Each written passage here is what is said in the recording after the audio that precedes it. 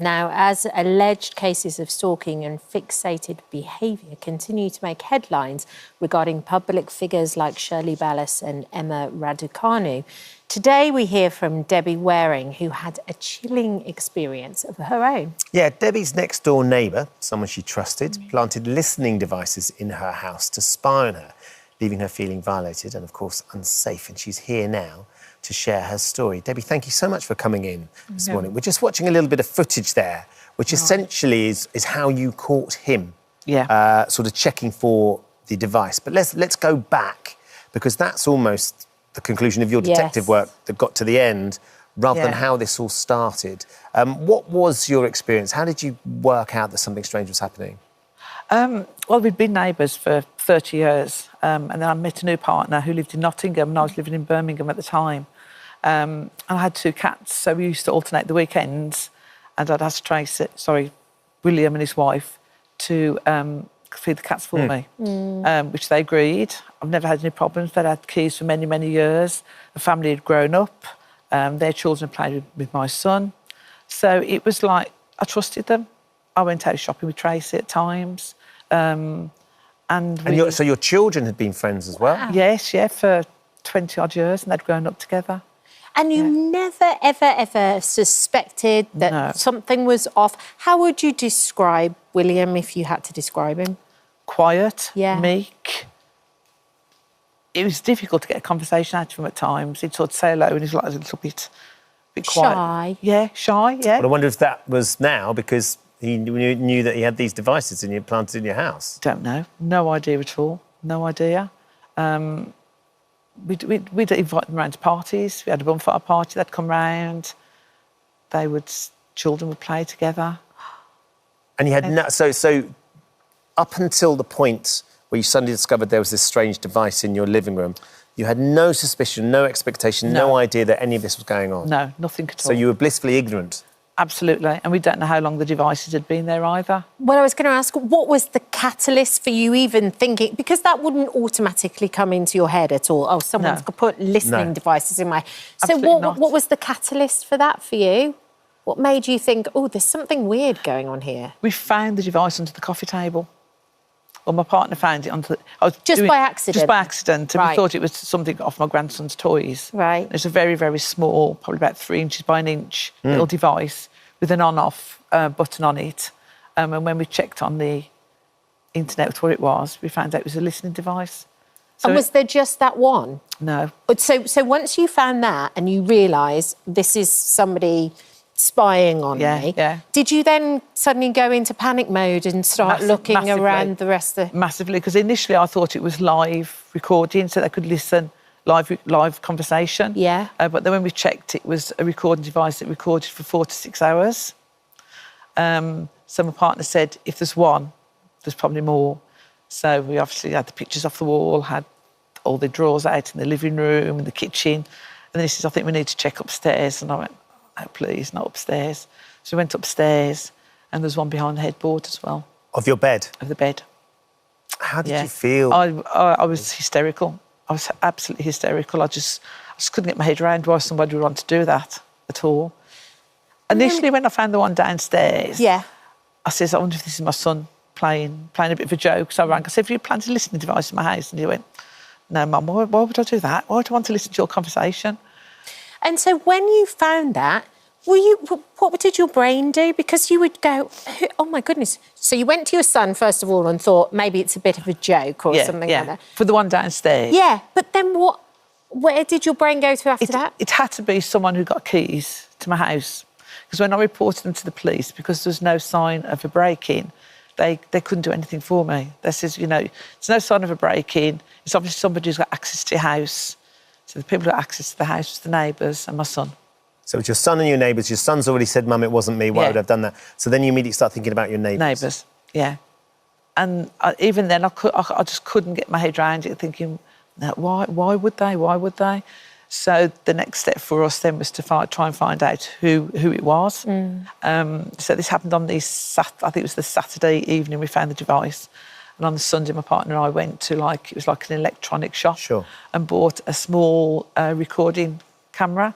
And it looked like a little robot. Right. So I placed it in my grandson's toy box, and we set that up. So it recorded, and I could get it on my phone as well. So you can watch it on your phone, and then you told your neighbours, weren't you, that you were going away for the night? That's right. I told them I was going away for the night, and I told them I was only going for the one night, because normally I'd do a long weekend at my partner's. Yeah. But I said, I'm only going up for one night. I'll be back early tomorrow morning, because I didn't want to give whoever it was a long opportunity to come in to get the devices, because they were stuck on with double-sided tape. Right, and the tape had failed, which is why it dropped. The tape had failed, and that's made us realise afterwards how many times it'd been used. So we don't think it was just a one-off. No. Because the stickiness of the tape had gone. So it had been used over and over again? Over and over again. And then it got to the stage where it just fell off the coffee table. So you set your camera up, Debbie. You can watch it live. Yeah. Were you watching live when you saw him come in? No. So I could watch it live, and it's also recorded as well onto like a CD card. Right. Yeah. So before I actually went up to my partner's on that Thursday evening, I'd had some new carpet upstairs. And when you vacuum new carpet... Yeah, the pile's still strong, isn't it? Yeah. So I vacuumed all the carpet. A certain way in the bedroom, the top of the stairs on the landing, and off I went. And then when I came back the following day, I'd been watching live and I couldn't see anything, so I thought I'm going to go through all the recording. And within 25 minutes of leaving the house, William had come into the house. So what's this moment like then, Debbie, when you suddenly see your neighbour come in, checking for the device, and I assume panicking because it's not there? Because it's not there. My initial device, it's busted.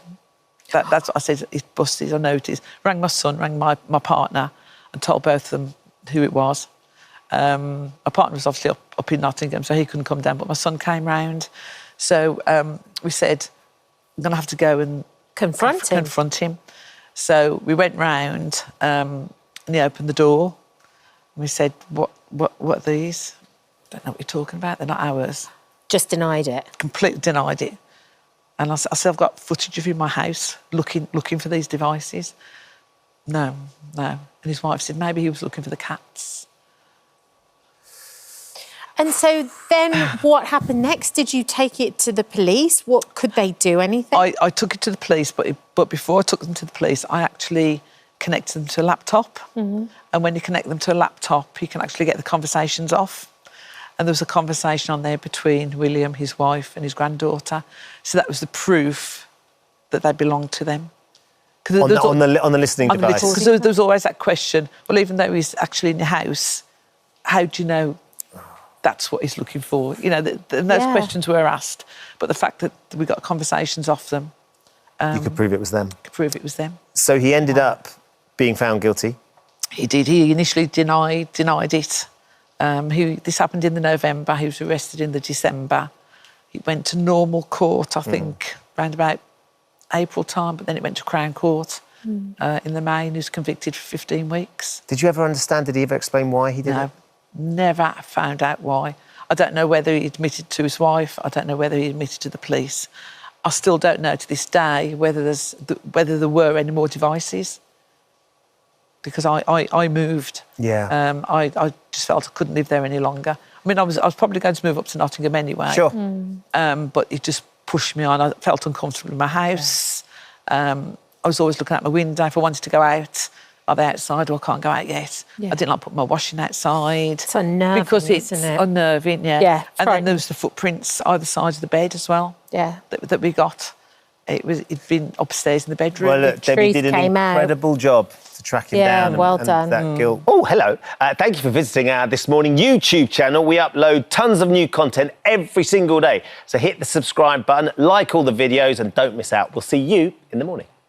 Our first guest this morning loves his family so much that he's kindly paid for them to be frozen so that they can all be reunited in the future. That is lovely. Dennis Kowalski is head of the Cryonics Institute in the US, which gives people the opportunity to preserve their bodies after they die by being frozen in liquid nitrogen. Wow. In the tanks there, you see them. In like one day, science will be able to bring them back to life. So is there one person in each one of these I don't know. tanks? And Oh, if well, it's like a we're family- asked the question. Yeah. And listen, it's something Dennis believes could help people defeat death.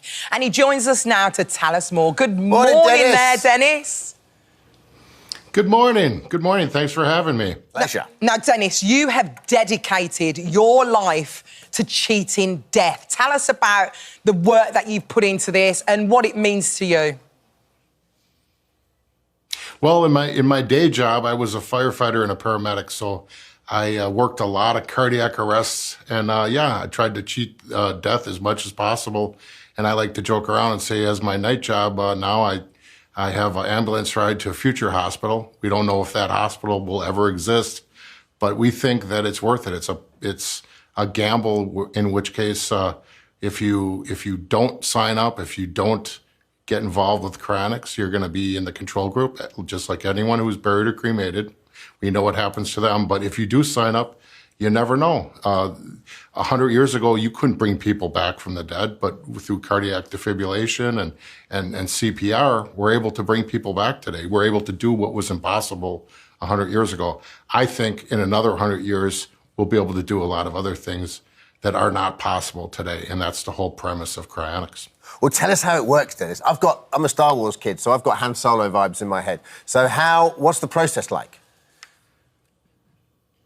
Okay, so as soon as someone actually dies or goes into cardiac arrest, then we would call 911. I think you call it 999 in the UK. And after you attempt to revive that person, after about a half hour of attempts of medications and defibrillation and CPR, if it doesn't work, typically a person will be called on scene. But that's where we start. We continue the CPR. We put you on ice. We put in anticoagulants like heparin and sodium citrate, and then we ship you to to the facility where we hook you up to kind of like a heart-lung bypass, and then we perfuse your blood with cryoprotectants. The cryoprotectants were developed by our PhD cryobiologists. The same formulas that are used to preserve embryos and skin cells and other tissues are used to block the ice crystal damage and to keep you locked into a state of suspension and holds you indefinitely until the future might be able to bring you back. We don't know. It might not. But we think it's better than a 0% chance. So let me get this straight. Tomorrow, so behind you, there are bodies in those tanks behind you right there. Yep. There's about 6 people per tank. We've got over 256 people in the tanks right now. We've got pets. We've got tissue samples. We've got over 2,000 people signed up. Several hundred from Great Britain are signed up. From Britain? Oh, so the Brits are getting involved in this. Yeah. Tell me something. How much does something like this actually cost? Well, surprisingly, there again, it's affordable. It's about $28,000. You think of typical life insurance starts at $50,000 US. So $28,000 is not a lot. And people almost say, well, then you're going to run out of money. No, what we do, we're a nonprofit organization. All of our books are open for public scrutiny. That money gets invested in an endowment fund. The endowment fund puts it in index funds, and as long as the world economy is chugging along, as long as the whole economy hasn't fallen apart long term, there'll be money there on the interest to pay for the overhead, which is the taxes, the utilities, and all the salaries and the liquid nitrogen. So the money never really runs out. We don't mess with the principal. We just take that interest off, and then eventually, when we're able to revive someone, we use that money for the revival and reintegration into society, should that ever happen. David, if I'm in there with 6 other people, what's the deal? Can I do I have a say, can I go in with Alison or... What, in one of them tanks? Yeah. Do you get a say as to who you go in with? Well, you'd have to die at the same time, so I'm if you were on a trip together. And if you're up for it, let's do it together. What's interesting, Dennis, is the process is fascinating because so people sign up for it almost like they would a donor card in the UK, right? So you know when they die, you guys have to be there really super quick, yeah? Well, it's not necessarily us, too. We subcontract with other organizations. for instance, in Great Britain, they have UK Cryonics, which is a volunteer group that's set up with equipment and an ambulance and all the machinery and drugs needed to get a person what we call standby stabilization and transport, so that they can get them ready to ship over to the United States. So there's all kinds of organizations all over the world and locally all over the United States that help us out. I mean, it's fascinating, this is. And Dennis, you've signed up all your family. How many of you are going to go into one of those tanks? Well, I've got my wife and I've got 3 boys. And, you know, how many of us would give everything they own to bring back family members that, you know, you lost an uncle or a mother or father or sister or brother? I would. You know, I have a lot of friends and family, and I'd give everything. So I think $28,000 through life insurance is a relatively modest gamble for me. I mean, and so I think it's worth it. Yeah. Okay. And then I'm thinking, I've got Demolition Man in my head now, Sly Stallone. What happens when you wake up in 200 years and you don't know anyone and everyone's eating a Taco Bell? Well, I mean, that would be the reason to try to bring your family and friends along, which I'm doing. But also, a lot of the people that are frozen before me, I know them. I know these people. You're fine. So, You've and got I'll know loads of some of the mates. people afterwards. You better die. Yeah, but here's another thing. Just imagine if you passed and you had nobody, or if you came from a third world country to the first world, you'd make new friends, you'd learn new things, and you'd get on with your life. You'd grieve, obviously, but yeah, it's much better to bring your family with if they're on board with this. Oh, my goodness. So have you got people in there who have been in there for decades at the moment? Well, yeah, the organization, actually, the ideal started in the 60s with Professor Robert Ettinger. He was a World War II veteran, war hero in the Battle of the Bulge, and he's actually frozen with us, too. And since the 1960s, we actually incorporated in the 1970s, and yeah, people have been getting frozen all along, and we've got over 2,000 people signed up. We're the largest organization in the world that does this, and also the most affordable as well. Listen, Dennis, thanks a lot. It's lovely to chat to you today. Thank you so much. And if anyone has more questions, come visit our website at cryonics.org. Lovely. Thank you, mate. Take care. Have a good day.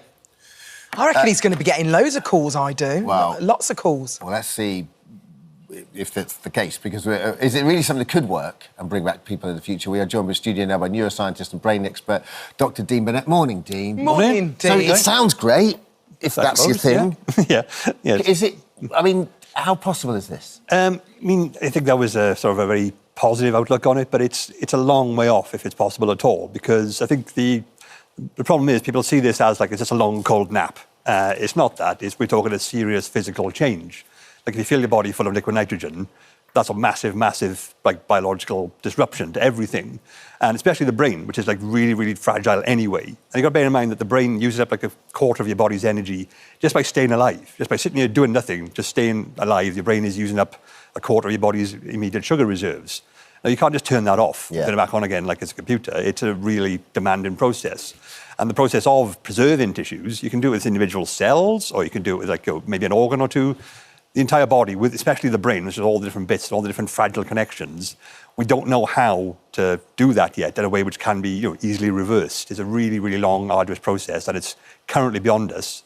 We don't know if or when that will be possible. So would you wake up brain damage then? Almost certainly, if you wake up at all, like you would sort of like a lot of your brain would be missing. A lot of bits would be completely like scrambled. And even if you were sort of like intact and conscious, all the very fragile connections in your head, they are your memories. They're you. So like, what if half of those are gone? How do you rebuild those? You have to have some sort of pre-death, full-on brain scan, which is stored on a computer, and then rebuild your brain, which would be great if we could do that. But if you could do that, you can cure Alzheimer's, you can cure paralysis. I wouldn't think cryonics would be your first priority. Right, so you think the first priority would be those degenerative... Yeah, totally. That's a massive problem in the world right now. And if they figure out to fix that, brilliant, please do. But they haven't yet, and I think that's still quite a way off. Is this something you could ever see happening? Or do you think it's more science fiction than distant fact? I can see it happening. I don't think it's very imminent. And I think if you sort of froze yourself now, there is so much that needs to happen in a relatively short space of time. And as I said, like, it's preserved, like, you've got this money coming in constantly, but we don't know what's going to change. And you said, like, you rely on the world economy being completely stable for centuries. In the best position right now. I look at the news, I wouldn't say that's a guaranteed bet. It's a little bit more unstable than that. And it's a big deal to sort of try and bank on these things. Yeah. Dr. Dean, thank you for bringing your expertise into the studio. I mean, it's a fascinating story and one I'm sure we'll still discuss in the future in 100 years' time. Well, listen. Me and you in the tank together. No, thank you so much for visiting our This Morning YouTube channel. We upload new content every single day, so go ahead and hit that subscribe button and we'll see you in the morning. After releasing that footage, Claire is teaming up with Sir Ed Davey to demand systemic change. Good morning to both of you, and thank you for joining us. Thanks for joining. Claire, thank you so much for joining us. Thanks for sharing that with us. Ed, we're going to start with you. You've become almost the unofficial sort of voice of carers, because it's been your whole life, hasn't it? Yeah, it has. My dad died when I was 4, so my mum became terminally ill with cancer. My brothers and I looked after her at home, and that for 3 years she was really confined to the bed in a wheelchair, and there was full-on caring with painkillers and everything. And then my brothers and my nana looked after me afterwards, my grandparents. And then after my nana looked after me, I looked after her a bit and looked after making sure she got all the right things in a sheltered home and then in a care home, and brought her very close to me so I could visit her regularly. And then my wife and I had our lovely first child, John. Yeah. But he turned out to have a brain problem, which means he can't walk or talk and really struggles. And so he needs 24/7 care. Yeah. And I was getting up this morning. So this is, I mean, so you know this world, you know this industry, you're emotionally invested in this. Let's talk a little bit about the Care Quality Commission. So they said the ratings are untrustworthy. Just to strip it right back, what exactly is the Care Quality Commission supposed to do? What are its powers? How does it regulate? How does it legislate? Well, it doesn't look after the family carers like that I've done most of my life. It looks after the care homes and regulates them and goes and inspects them. But many of us have worried for some time that it's been too much of a tick box exercise. It's not really getting to the heart of the challenges. Now, there's some really good care homes out there, let's be really clear, some really good carers. But sometimes when it doesn't go right, it doesn't get uncovered quickly, as in Claire's case with her mum, Anne. And I think it's about getting the Care Quality Commission in the right place, and hopefully the new head, Julian Hartley, will do that. But also, it's about making sure we improve the quality of carers to make sure that all of them are really good and we root out the bad apples. So before you speak to Claire, what do you think, how does that change come about? And why has it got into the state it's in the first place? Because we've never really valued care or carers. We don't treat family carers properly and don't give them support when they're struggling, and we don't value care workers. So we register nurses and we register midwives. Yeah. We don't register care workers. You can go into a care home and look after a vulnerable person, someone with disabilities, an adult with learning disabilities, or an elderly person with dementia, and you don't have to have any qualifications, or you're not registered. Seems crazy. And I think that's wrong. And it devalues the role. It devalues, exactly. We don't pay them enough, by the way, and we don't accredit them enough, and we don't make sure it's a really well-qualified profession. And I think that undersells care workers. I think they're some of the most amazing people in our world, actually, doing an incredibly tough job. And I think, I'm a hands-on carer at home, and I go into care homes in my constituency, and I see how tough it is. And, you're dealing with lots of stuff, and you're dealing with very personal matters, right? Yeah. And you need to have human touch as well. So, I got my son this morning, just after 6, and the first thing I do with him is I have a conversation with him. Aww. And although he can't talk very much, and I'm trying to get him talking, so he has, for example, this sort of homemade fluffy toy, which is a head of a cow called Mooey, surprisingly enough. Mooey. And one of the conversations I have every morning with him is about Mooey. And I ask him what Mooey's been doing, and he says he's been eating green grass, and get him to say those G's, green grass. Yeah. And then I say, I hope you don't mind, I say, well, he's probably farting a lot. Yeah. And John's a 17-year-old boy, and he thinks that's funny. And then we have a little, it just warms him up, and it's that relationship. And I think when you're caring, obviously for a loved one, he's obviously my son. Yeah. But if you're caring for anyone, you need to have that personal touch, and you need to have that friendly banter. And then you can do all the difficult stuff, because real caring actually is a privilege. The relationship I had with my mum was fantastic, and I value the time I had with her, as well as, being very honest, there's some pretty tough parts of it. Of course. Well, let's turn this conversation to you, Claire, and your experience of the care system. Obviously, when we've got to put a loved one into the care, it's a massive decision. And I know you've been a carer for 27 years, so you know the system. Your brother researched it. You didn't take this lightly, did you? No. It was a very tough decision. Tell us about that decision and the process of that. We decided to look at care homes. Mum was struggling at home. It was fairly unsafe for her to be at home, even though our stepfather was great. He was struggling. So we thought we'd just have a look at care homes, and I tried to use my experience to find somewhere that was going to give her everything that she needed. I wasn't worried about all the bells and whistles that came with it, how you get in care homes now. It was the quality of care. Yeah. So I did all the research. I looked at CQC reports. I got my brother to ask certain questions when he viewed the home that you wouldn't normally ask, but just to get an idea, and that's how we chose the home that we did. So you took your time, you found the right home, she went in, and at first you thought everything was great. Yeah, fantastic. I thought great, lovely home, seemed to give everything we wanted, and it deteriorated. So tell us about that deterioration and at the point of where you thought, actually, something's not quite right here. What was the first moment? The first moment we realised that there was something really not right was when my brother found a male carer in her room on the floor, and our mum was absolutely terrified. What, he was sitting on the floor? Yeah, and he's left the room fairly quickly. But we'd already had problems, which we'd gone to the authorities for. We'd gone to the council, and a safeguarding investigation was put in. And this was just the icing on the cake. We weren't getting any honest answers from the home. They were hiding, denying and lying about things. And it's kind of like a gut feeling, isn't it? That we you just feel knew. inside that something's not right. Yeah, we just knew there was That eats you up there. as well, doesn't it? Yeah. So you must that's taking up every single moment of your day, isn't it? Not knowing, feeling just that gut that your mum's got. So is that what prompted you to put the camera in? Yes, and it was COVID times. So It's almost like a military operation. Well done you for doing that. So so you're able to just you put it in a bookshelf or something? It looked like an alarm clock. My brother's really good with stuff like that, so he installed it, and it looked and worked as an alarm clock. I mean, the terrifying footage you're getting back from that. You must have. What did you do after that then? Because we couldn't get onto their Wi-Fi network, we had to have SD cards. So my brother would go in, get the footage, upload it, so I could view it. But it's hours of footage, isn't it? 24 hours a day. It takes a long time to view the footage. Yeah. And how long did it take before you noticed something untoward? Mum was actually out of the care home because they'd locked down with COVID, and we'd been searching for somewhere else to take her, and even down to a Premier Inn, and I'd look after her there. But we got her out and settled her, and then I continued looking at the last lot of footage while I was caring for my mum, and that's when I discovered everything that was going on.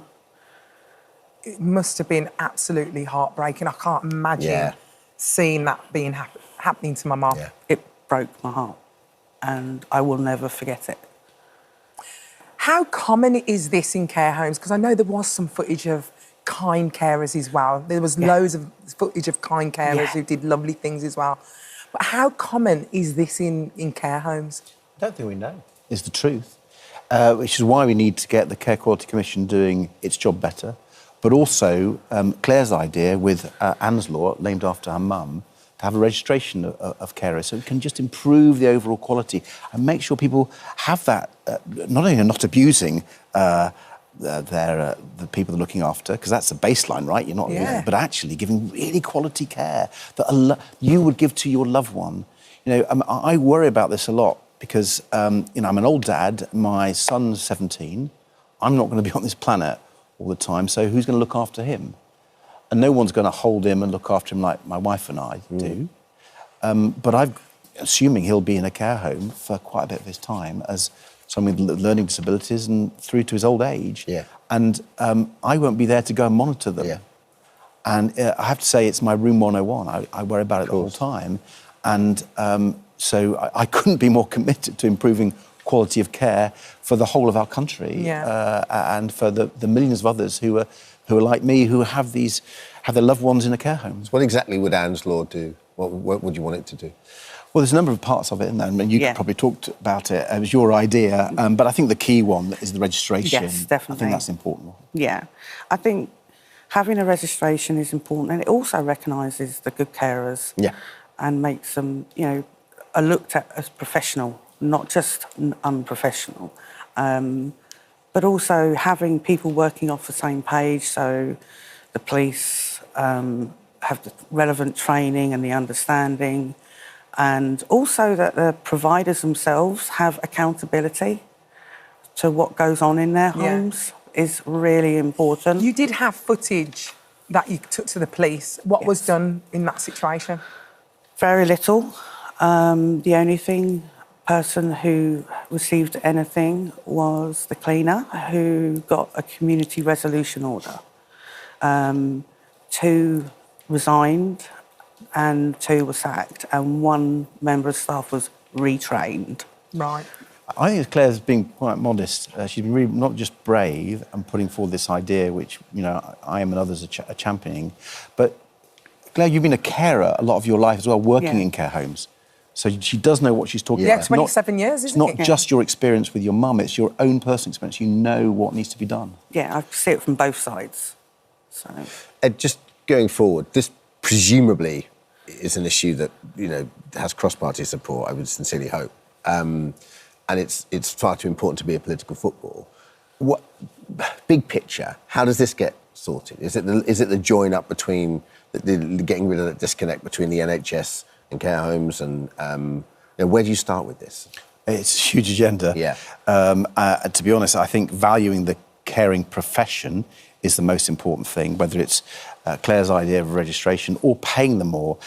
We've argued that there should be a higher minimum wage for care workers. So you take the living wage and add £2 an hour extra, because, I think as a society we should value the job of carers and what they do when they're giving themselves to look after our loved ones. We should value that more. Yeah. And that's going to cost money. Yes, of course it's going to cost some money, but that is part of how we take this forward. Well, listen, a spokesperson for Reigate Grange Care Home did say the behaviour of the individuals involved in Mrs King's care 3 years ago was reprehensible.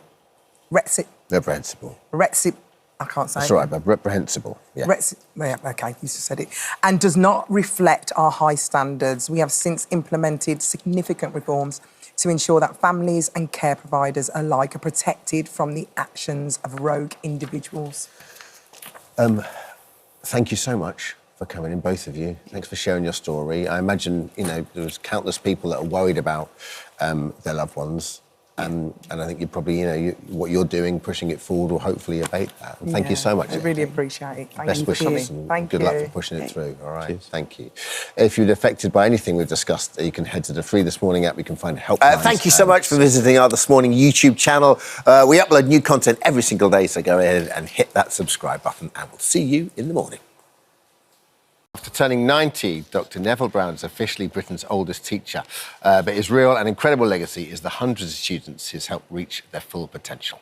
When opening Maple Hayes Hall School in 1982, he made his mission to support children with dyslexia. And since then, he's watched countless pupils who once struggled to write their own names go on to achieve GCSEs, university degrees and high-flying careers. As Neville's son, Dr. Darryl Brown, vows to carry on his brilliant work. They're both joining us on the sofa today. Welcome to the show. Thank you. Well, thank you for doing this. And thank you on behalf of all the children that you've helped with regards to dyslexia. Neville, tell us, why was dyslexia so important to you? Was it in your life in some capacity? No, I wasn't dyslexic at all. I did well at school, but mid-career, I went out and did an MSc in psychology of education. Yeah. And there was somebody in the department, and she was a researcher, a year ahead of me, put it that way. And she just said in print that dyslexia was an intractable problem. Well, if it's intractable, you may as well give up and go home. Yeah. So I set about tackling a different way. And my knowledge of languages, linguistics, from my first degree, and then the psychology I was doing. And I started to put these together. And then I did the research in both the linguistics and psychology, each of which was worth a doctorate, incidentally. And then I worked out a different way from that, that it ought to be. Mm-hmm. That's unbelievable. And that actually hit the international scene with the NATO Human Factors Programme and everything, because it was revolutionary. And at the time, did you have much pushback? Were people reticent to kind of about what your findings were and what you wanted to do, or was it quite a... Well, in this country, there was always opposition. In America, they see something, and they offered me a chair at Piscataway University in 78. And in America, when they see something, we'll have it. Yeah. In this country, I found out that Maple Hayes was coming vacant as a surplus asset, and we hocked our house with the bank, sold our house, and got a bank loan and everything. But it's been a fight. Yeah, I bet. Ever since, it's still a fight now. Yeah. Yeah. So, Darryl, obviously you've grown up with this, and obviously when this school was happening, you helped out and put the carpets down. Yeah, and things like that. I was at school when it opened, so I was actually spending my evenings and weekends on that Christmas before opening in 1982, putting carpets down in dormitories and moving things around and getting the help we can get the place. Mending burst pipes. Did they? Well, obviously you was part of this whole process, and obviously we all know of the phonics system. Tell me about the system that you use. Well, we're using morphemes, we're using meaning units, and we're helping dyslexics because their greatest area of difficulty is phonics. And so what we do is we look at words in terms of the meaning unit in a word, and that's going to help them. If I give you an easy example, if you put ED on a word like work, it's worked. The sound would tell you it's a T on the end, but the meaning tells you it's ED past tense. Yeah. And for dyslexics that have been over-taught phonics and are using phonics routinely, they'll spell worked how it sounds. Yeah, with a T on the end. And it gets more complicated, but as you go higher up with bigger words. But if you are signing a letter, you sign a letter with your signature. And SIGN is in both words, same meaning. But somebody who is over-dependent on the phonics side of language will not make the relationship between those two words. So they might learn how to spell sign correctly, but they'll never spell that spelling correct in signature because the phonology, they lose it. Yeah. And so we teach meaning units, spelling patterns. How you pronounce it is later on in the process. They know what the syllables don't coincide with the morphemes. You see, if you've got the stock in trade of phonics, TION says shun, doesn't mean anything. But ION is the morpheme. And that occurs as a suffix, it can occur as a prefix, it can occur as a root in Ionic and things like that. You should do a book. What have you not written a book about? Yes, there is a book. Have you written a book yet? Yeah. Meaning, morphemes and literacy. I didn't read this book. Tells Nobody the told me theory. this. Yes. It's fantastic that you've done that. So what age do you normally take... when can you find... Because obviously we are, like you said, we're taught phonics. So when do you find out that kids are challenged, certain kids are challenged? Well, we're working with pupils who are really, really struggling. So we're like a safety net at the end of a process. Unfortunately, that process can be rather long. The breakdown point tends to be end of Key Stage 1. The phonics, the words that are trying to be tackled, the spelling patterns are not simple phonics kind of spelling patterns. And that tends to be the first real breakdown point for dyslexics. They can cope with simple phonics, but they can't move on. But we can take a child who comes in, can't even write their name, so they're at the level of dog or something like that, at the age of 11, 12, you know, coming into year 7. Yeah. And we can take that child and we can teach this way big words that are chosen in a pretest by the child as the worst thing they've met, sort of thing. The child chooses the worst word and we say, teach it to them. Great. And we teach it, but we don't let them copy.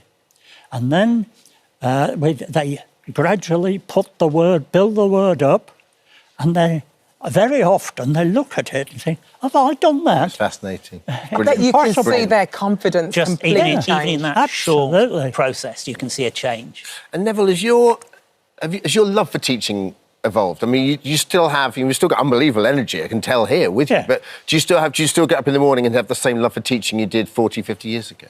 Well, yes. It's called assessment by teaching. And I see every child that is aiming at the school, as it were, and then in front of the parents demonstrate all this. I don't think any other school does, but still. And then we give them, offer them a week in class doing the same kind of higher level work. It's new to work to the class. They fit into it.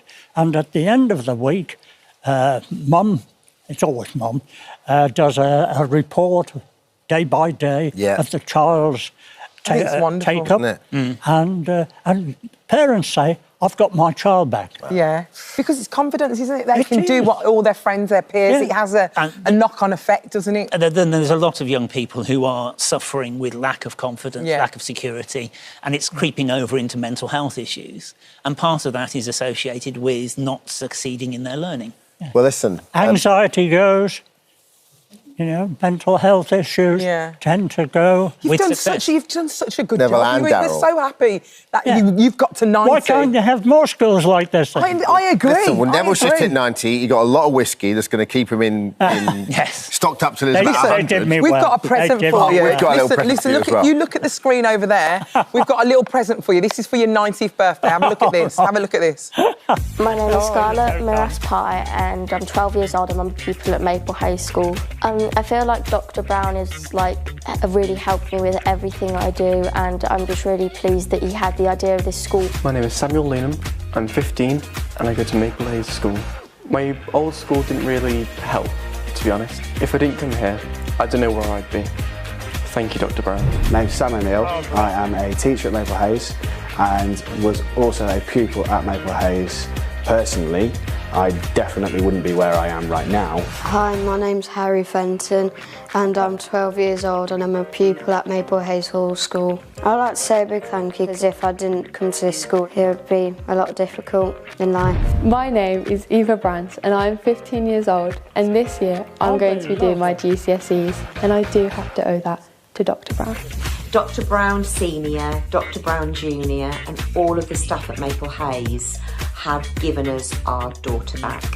And literacy. How lovely is that? Well, It's wonderful. so I mean, that lovely. just validates everything, doesn't it? You've given them, you've given these people their children really back. impressive. Yeah.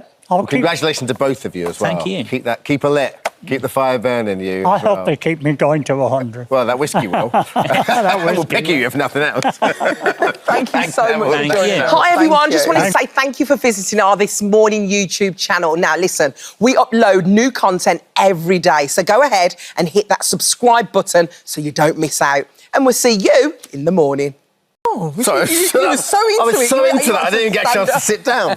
Well, listen, Drogo is joining us now with owner Tammy and water rescue dog trainer Pete Lewin. Thank you. Welcome to all of you. Guys. And welcome to our beautiful Oh, he's Drogo. gorgeous, Look at Drogo Tammy. just chilling out He's just in the the best. studio. He is absolutely gorgeous. Thank Tell us a little bit about Drogo's history, Tammy, because he's obviously in Ukraine. Tell us a little bit about what happened to him. So his breed is called a Central Asian Shepherd, or they also call them alibis. So it's not common out here on this side. But normally the breed comes from like Ukraine, Turkmenistan, Russia, all of those sorts of areas. And they're bred as working dogs. So they would live up in the mountains with the sheep, and they'd protect them from wolves and bears, and they'd be in packs protecting the sheep. So that they're guardians, essentially. And yes, I've rescued a few before. And we came across Maria, who was in Kiev as a breeder.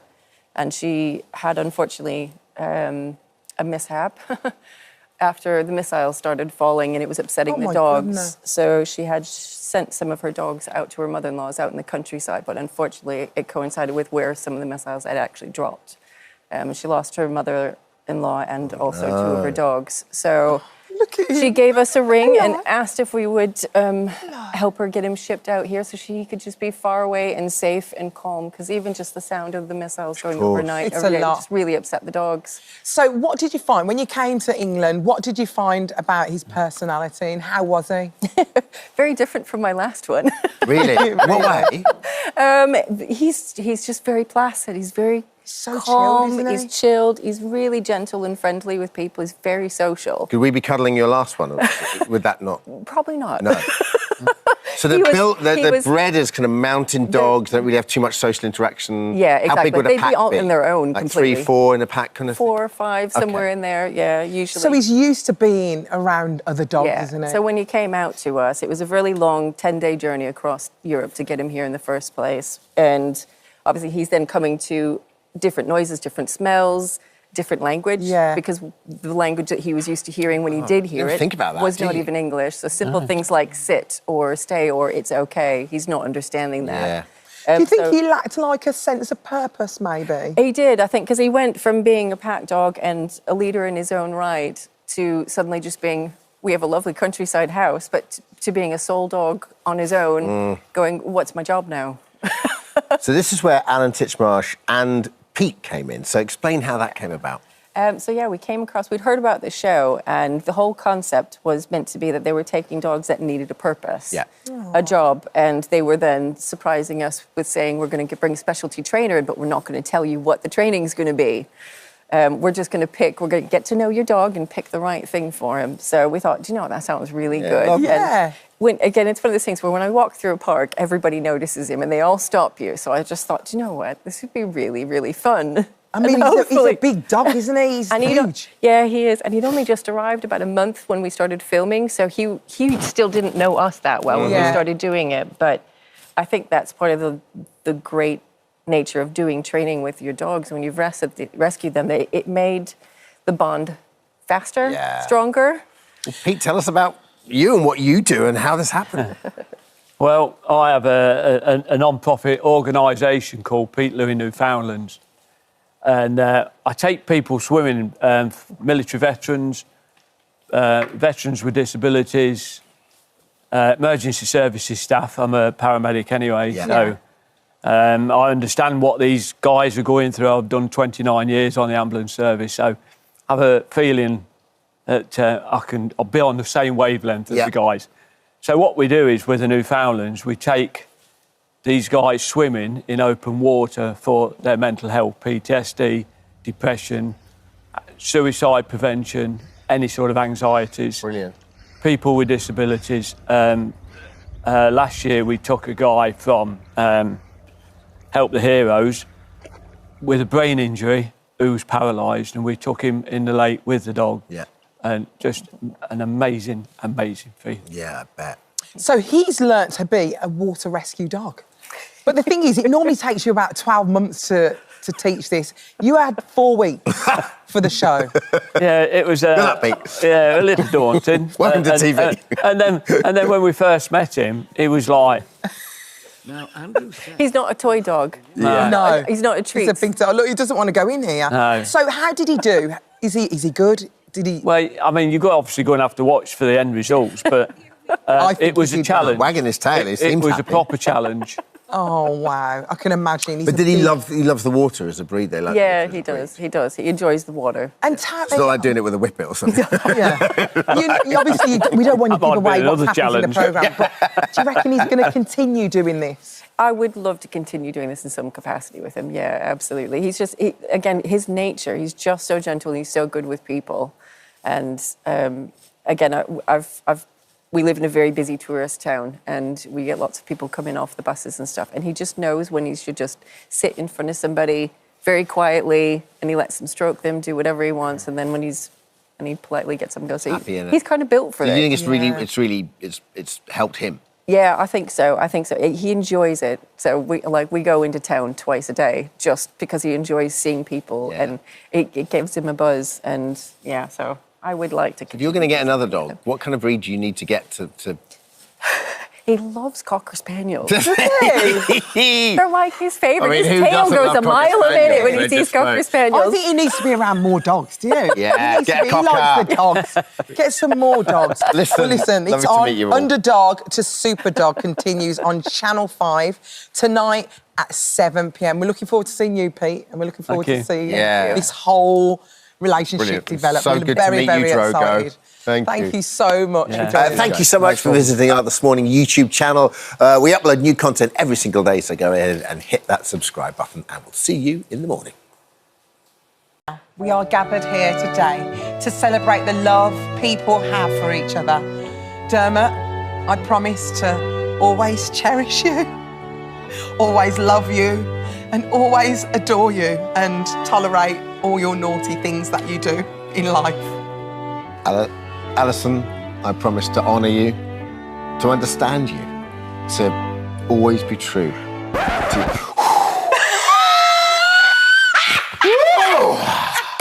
Well, actually, it's Someone not about... order me a cold shower right now. It's not about how much we love each other. Mama! As it's Valentine's Day, all morning, 14 amazing couples have been getting ready to renew their vows live on the show. Let's not the Too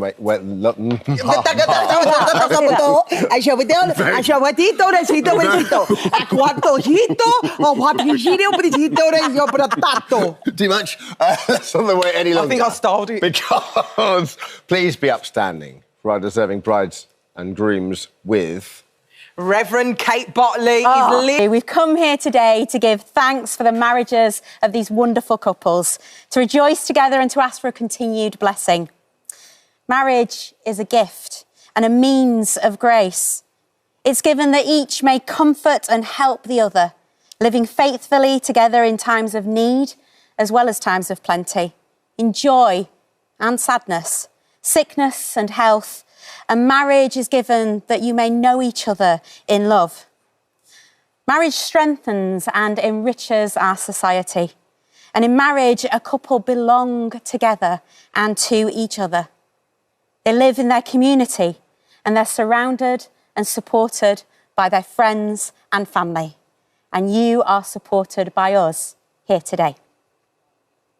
And so, I now invite you to renew those vows that you made on your wedding days. So facing each other and taking each other's hands, I invite you to repeat after me.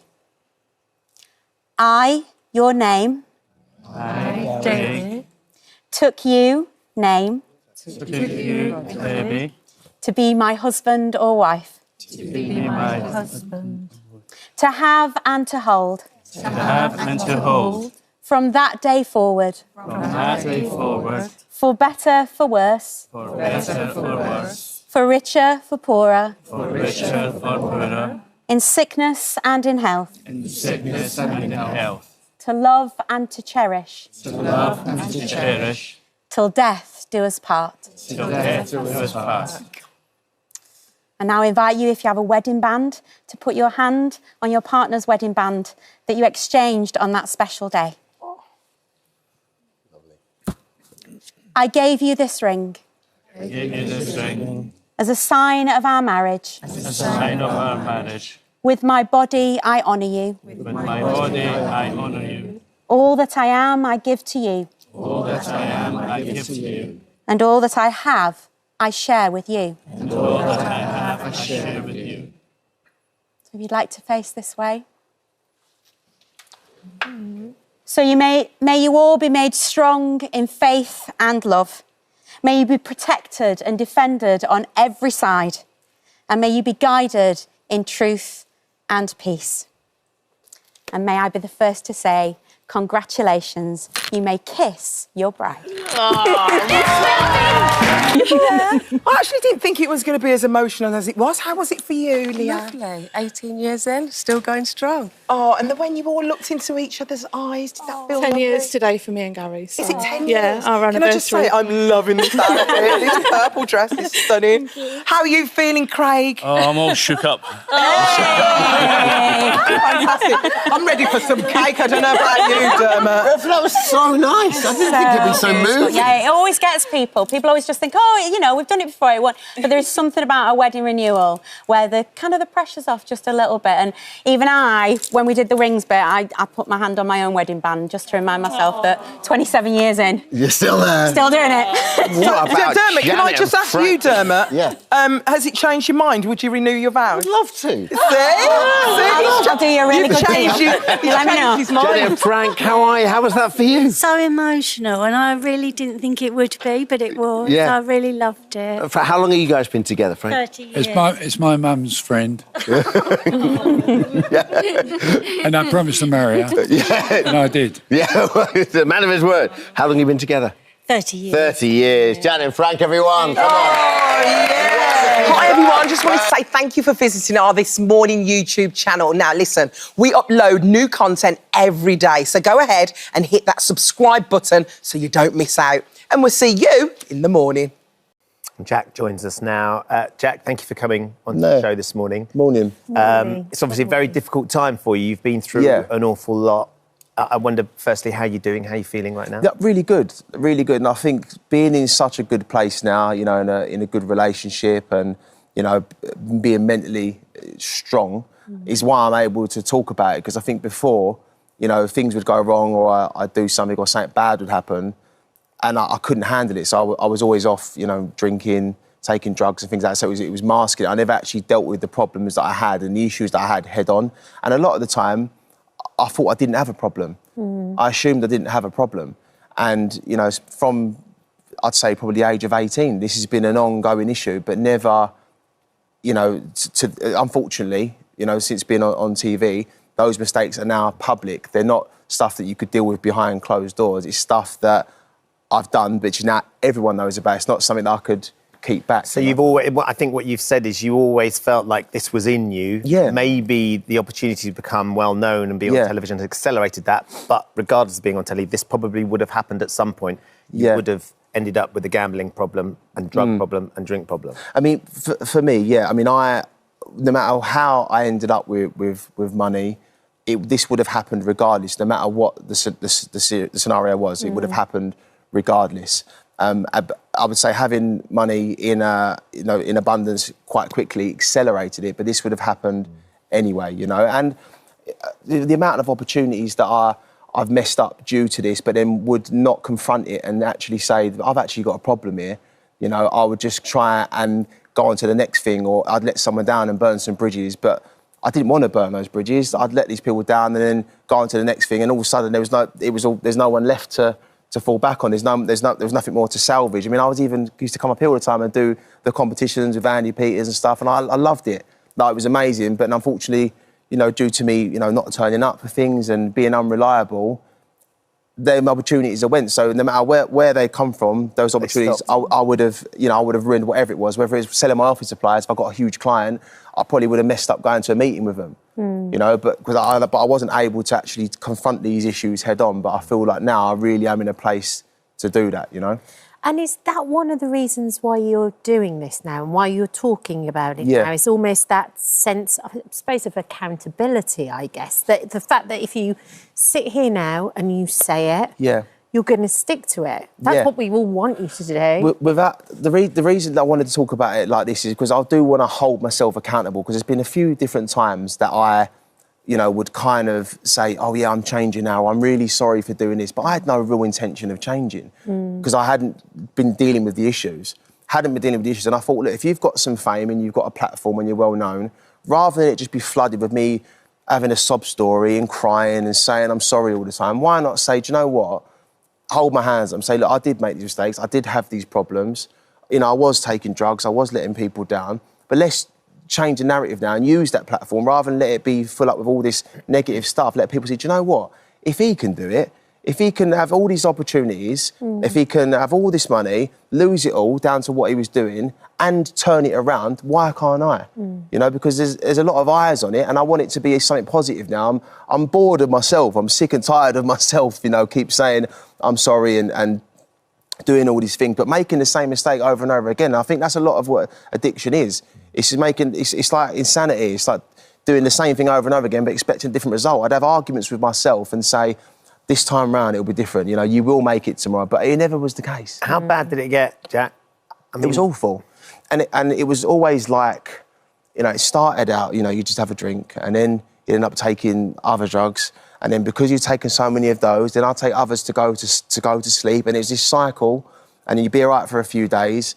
And that's why I always thought this isn't a problem, because I'd have a few days off in between. Yeah. But then what had happened is I discovered another drug, which is an anti-anxiety drug, and I'd start, and then I become physically addicted to that. That's why I went to rehab.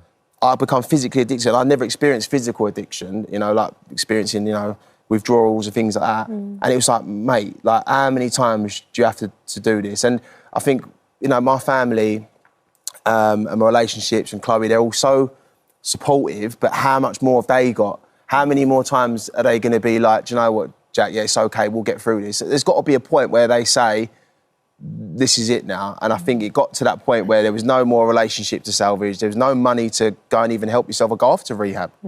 Well, that is one of the factors in this whole situation that you find yourself in as well, where you had a vast amount of money. Yeah. And you went through it so quickly because you'd kind of got this gambling addiction that was running at the same time. Well, it's not that. It was like these all went hand in hand. So Yeah, I'd be, you know, I would be drinking and doing whatever I was doing, and then I wasn't in my right mind. So I'd think to myself, I'd convince myself, I know what I'm going to do. I'm going to go and win 100 grand today on blackjack. Never going to happen. Never going to happen. And then because of, how much were you gambling? Oh, the gambling. I mean, it was, and this was only ever when I was, I suppose the word is intoxicated. I was doing 40 grand days, like 5 grand hands on blackjack. Like, who did I think I was? I wasn't Brad Pitt. Like, I didn't. Why did I think I had all this money? Like, you know what I mean? But you know, it's money that, and also I had to be healthy and keep up appearances and be punctual to keep getting that money anyway. So how delusional was I to think that it was going to still be there? Endless supply. And in total, how much money do you think you've wasted? Oh, it's very close to $1 million. Very, very close to me. Because it's awful. And when I say, and it's not even just that, it's like the behaviour that I was doing. So like, you know, driving recklessly, you know, having no regard for even myself. I didn't really care about myself. I didn't really care. Like, so. But there's other people on the road as well. Yeah, exactly. And it's like, I'd end up crashing cars. I mean, it's been paying to get them fixed. So the collateral damage was very expensive for me. And it's all my fault. And that's why, you know, what you said about accountability. I hold my hands up to all this. This was my fault. You know, I'm dealing with the consequences. And now I want to set it straight. And a couple of times last year, you know, I sat there and I just thought, it's all over for you. You had the world at your feet. But I don't think I've got so much more to give. Do you know what I mean? Let's change the narrative. And rather than keep trying to cover these things up, say, I messed up. I am human, but I won't do it again. And I want. Why now, though, Jack? Why do you feel like? Because I think you've been sober since Christmas Day. Yeah. So we're just coming into February now. So sort of a month and a half, getting on for 2 months. Yeah. Which is, you know, fair play. But why do you think now it's going to stick? The reason it's going to stick now is because, as I mentioned, there's nothing more to salvage. Everyone else is on their last, like they're on their last. I'm on their last chance. There's no going back now. So you think you're at the lowest you can? Yeah, the lowest I've ever been in every way, you know. And it's like, I'm 32, and I'd always have this little argument with myself. And again, this is an addiction thing. You've got 2 people on your shoulder, but one tells you the reasons you should do it, and one tells you the reasons you shouldn't. And one of those arguments was always, you're only in your mid-20s. You're only, you know, you can still do this. But even that argument's gone now, that the addict was talking about in me. And it's like now, you know, you've got an opportunity to turn this around. You've got supportive people around you. And I think as well, I've got more to lose now in terms of my relationships with my friends and my family. They're better, you know, with Chloe, and we're in a really good place. And like, I've never really had that. I've not really had that where I thought that's not worth losing. Everything that I had, I always thought, it's all right, I'll get it back. I didn't really care if I lost it. But this time round, I've got so much to lose in terms of stuff that you can't buy. Yeah. You know, I've got stuff that you can't buy. So what are you doing? Obviously, it's not as easy as, right, I'm just going to stop, right? Because like you said, you've got these two voices on either shoulder. Yeah. So what are you doing to make sure that this is the time, this is the moment where it's going to be different? Yeah, I'm setting goals for myself, right? And I just thought to myself, right, what was you good at? Boxing. So I went and signed for a fight, and I'm going to fight on the 1st of March. I thought, right, I want a skill that I can learn and have forever, that no one can take away from me. And that's a professional. Yeah. So obviously, I've been boxing as a professional in England. So I've signed with Warren Boxing Management. I've got my meeting with the ball to redo my licence and stuff. I'm fighting on a professional bare knuckle card on the 1st of March. I also, you know, being in this industry, sometimes it's like those mistakes you've done, you're not right for this brand, and people telling you what you're not right for. Yeah. So I thought, okay, what can I learn as a skill that I can have for myself? That's why I doing a master's degree in financial trading, which no one can take that away from me. Then I earned that, and I've done it. I've also gone back to office supplies and stationery, which is where you originated. Exactly. So Love Island. I'm back as a pen seller. So I'm doing that because I thought I'm good at it. I know what I'm doing, and for me, having those things, I'm comfortable with it. I've boxed my whole life, and I've sold pens since I've been 16. Stick to those two things, you know, as the comfort, because you know what you're doing, you're confident in what you're doing. Don't, you know, let loads of different things come into your head and branch off here, branch off there, because that's what happened before, I suppose. You know, I had so many different opportunities. I want to do that, I want to do this, I want to do that, and I never put 100% into any of them. So now I'm just fully focused on the things I'm good at and what I want to do and where I want to be. And what about Chloe as well? Because she's been incredibly patient and she's looked out for you. She's been through the mill, right? I love her. I do love her. And I really finally, I see a future. And I want to get married. I want to buy a farm. You know what I mean? That's what I want. That's what I want to do. And I see that with her now. But the person I was and the person I was becoming, that person couldn't hold down a relationship. That person couldn't even hold down a job.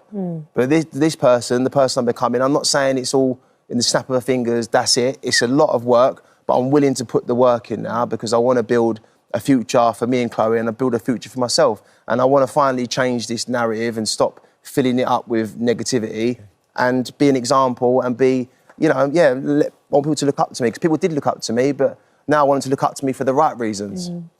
I think it really helps the minute you have structure in place like that. And I have to say, I've seen the interview that you've done with the newspaper. Yeah. And you look a million times better already, just physically. So it's working. Yeah, You're on exactly. the right path. I know. I'm just going to keep that up now. I want to try and get some abs, I think, as well, you know. Jack, good luck. Stay on it. Will do. Hold yourself accountable. Exactly Think about those people, but we'll keep our fingers crossed. And good luck for the fight as well. I appreciate it. Thank you. Thank you. If you or someone you know has been affected by anything that we've been talking about on today's show, you can find advice and support by heading to the helpline section on our This Morning website. Just go to itv.com/helplines. Thank you for visiting our This Morning YouTube channel. We upload new content every day, so go ahead and hit that subscribe button so you don't miss out. And we'll see you in the morning. Now, we've spoken a lot about weight loss jabs on this show, but we've been delving into the lesser-known side effects. Yeah, so last week we were discussing so-called skinny jab face, which happens when many users develop a gaunt facial appearance, and what you can do to try and combat that. Today, we're looking at hair loss. Some patients have reported that they aren't just shedding pounds, they're also shedding their hair, and this is something our next guest experienced firsthand. Yeah, after rapidly losing 3 stone in just 4 months, thanks to the weight loss injections, Grace Kane noticed that her hair had started to fall out. After spending months getting her hair loss under control, Grace joins us now to share her story alongside trichologist Lisa Caddy and cosmetic surgeon Dr. Munir. Good morning. Good morning. Good morning. Grace, let's start with you first of all. So you took Wegovy. Wegovy, yes. When did you start taking it? Why did you start? So I started taking it in just beginning of March 2024. Yeah. And it's something I'd kind of considered for a while. I think it had been in the news for a long time. Yeah. And obviously I'd tried every diet in the world before. And I thought, right, it's time to start that.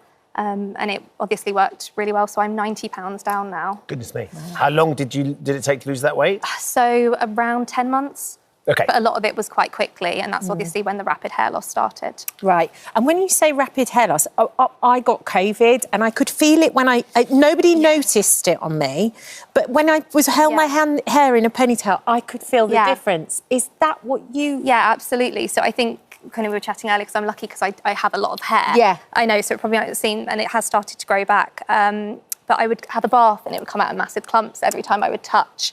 And I think for me, who'd always kind of put a lot of pride in my hair, especially as I was, you know, in a bigger body before, and it's one of the things that made me feel really confident.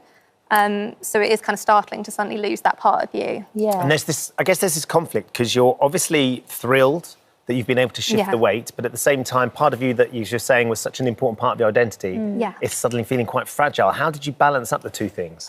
I think it's one of those things I would have been feeling a lot worse about it if I wasn't so excited about my new body. And I think there was all these little things, being able to buy smaller clothes and being able to, you know, go to Pilates and fit in all the equipment that was such big bonuses that I could kind of put up with the hair loss. And I kind of knew that it would be temporary.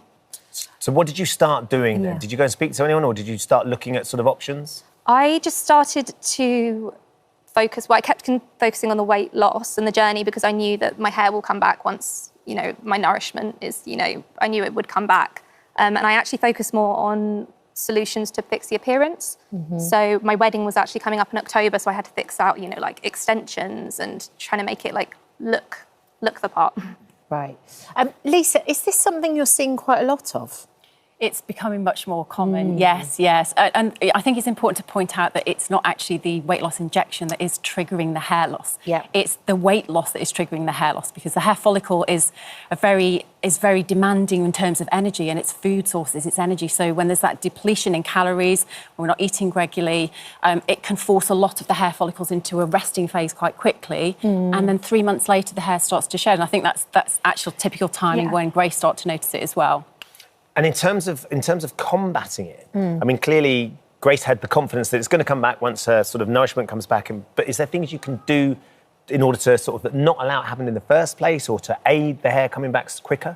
I think it's really important that when you do, if you're having the weight loss injections, the food that you do eat is really nourishing and you have the best source of calories that you can. Supplements can be really useful because if you're not eating really well or very regularly, you can have nutritional deficiencies. So you can become low in iron or B12 or vitamin D. And there are supplements, oral supplements that you can take to top those levels up. But it's a lot about calories. You still need to eat enough calories if you want to optimise your hair, really. And what advice would you give to anybody who's considering doing the weight loss injections, but are hearing this and going, oh my goodness, though, I don't want to feel like that? Because they might have thin hair or fine hair as it is already. Exactly, and then it's much more noticeable when you lose hair, when you start off when it's very fine. I think it's just important that you make each calorie count when you do eat. So a good high-protein diet, maybe start with some supplements. Anyway, we were talking about kind of maybe blood tests before you embark on this. Dr. Munir. And then you know that actually if you start to support your diet beforehand, you can really monitor it all the way through your weight loss journey. And knowing that the hair loss is temporary, in most cases it does come back. Which you kept saying to yourself, Grace, didn't it? It will come back, it'll be all right. Yeah, and it has been. So, Dr. Munir, you were with us last week when we were talking about skinny face and you helped to add those fillers to help the patient that had struggled with that. And it was when you mentioned hair loss, when you're doing it, you preempt somebody going on the jabs by doing a blood test or a swab test? Absolutely. Like anything in medicine is about prevention rather than cure. It works much better. So you really want to kind of like look at a patient and see whether they would be at risk. Because let's face it, not everyone gets hair loss when they're having these weight loss injections. So you really want to take a detailed history. Blood tests are great, exactly what Lisa was talking about, looking at things like B12, folate, vitamin D, iron levels, as well as hormonal function as well, all have an impact in terms of your hair loss. And there's also these cool new swabs that you can take that actually sample your DNA, and we can send it to a lab, and it comes back. And it comes back with things such as whether you've got an increased propensity to having low B12 in terms of your diet. So you'd be like, OK, fine, I'm going to have these weight loss injections, but I'm going to supplement my B12 because it could possibly affect my hair. And that even goes into treatment options. So we talked about topical solutions like minoxidil, for instance. That can be used to help with hair loss. And these tests actually tell you whether that's really going to work for you or not as well. So things are becoming a little bit more preemptive and intelligent as a whole kind of holistic treatment when you're looking at hair loss in general. As Dr. Munir said, that knowledge is power, essentially. To know these things, genetically, what we're predisposed to really helps. But Lisa, what can we do as to help make sure that we don't kind of lose our hair? What products are out there, So, if we're talking about diet and hair loss, it's a good idea to maybe take some targeted supplements that are targeted for hair. So supplements in the form of a tablet, which will contain things like iron, biotin, vitamin B12, vitamin D. That's a really good idea. So you can take an oral supplement, you could take a liquid that can perhaps also have some collagen in as well, because we know how good collagen is for our skin, our facial skin.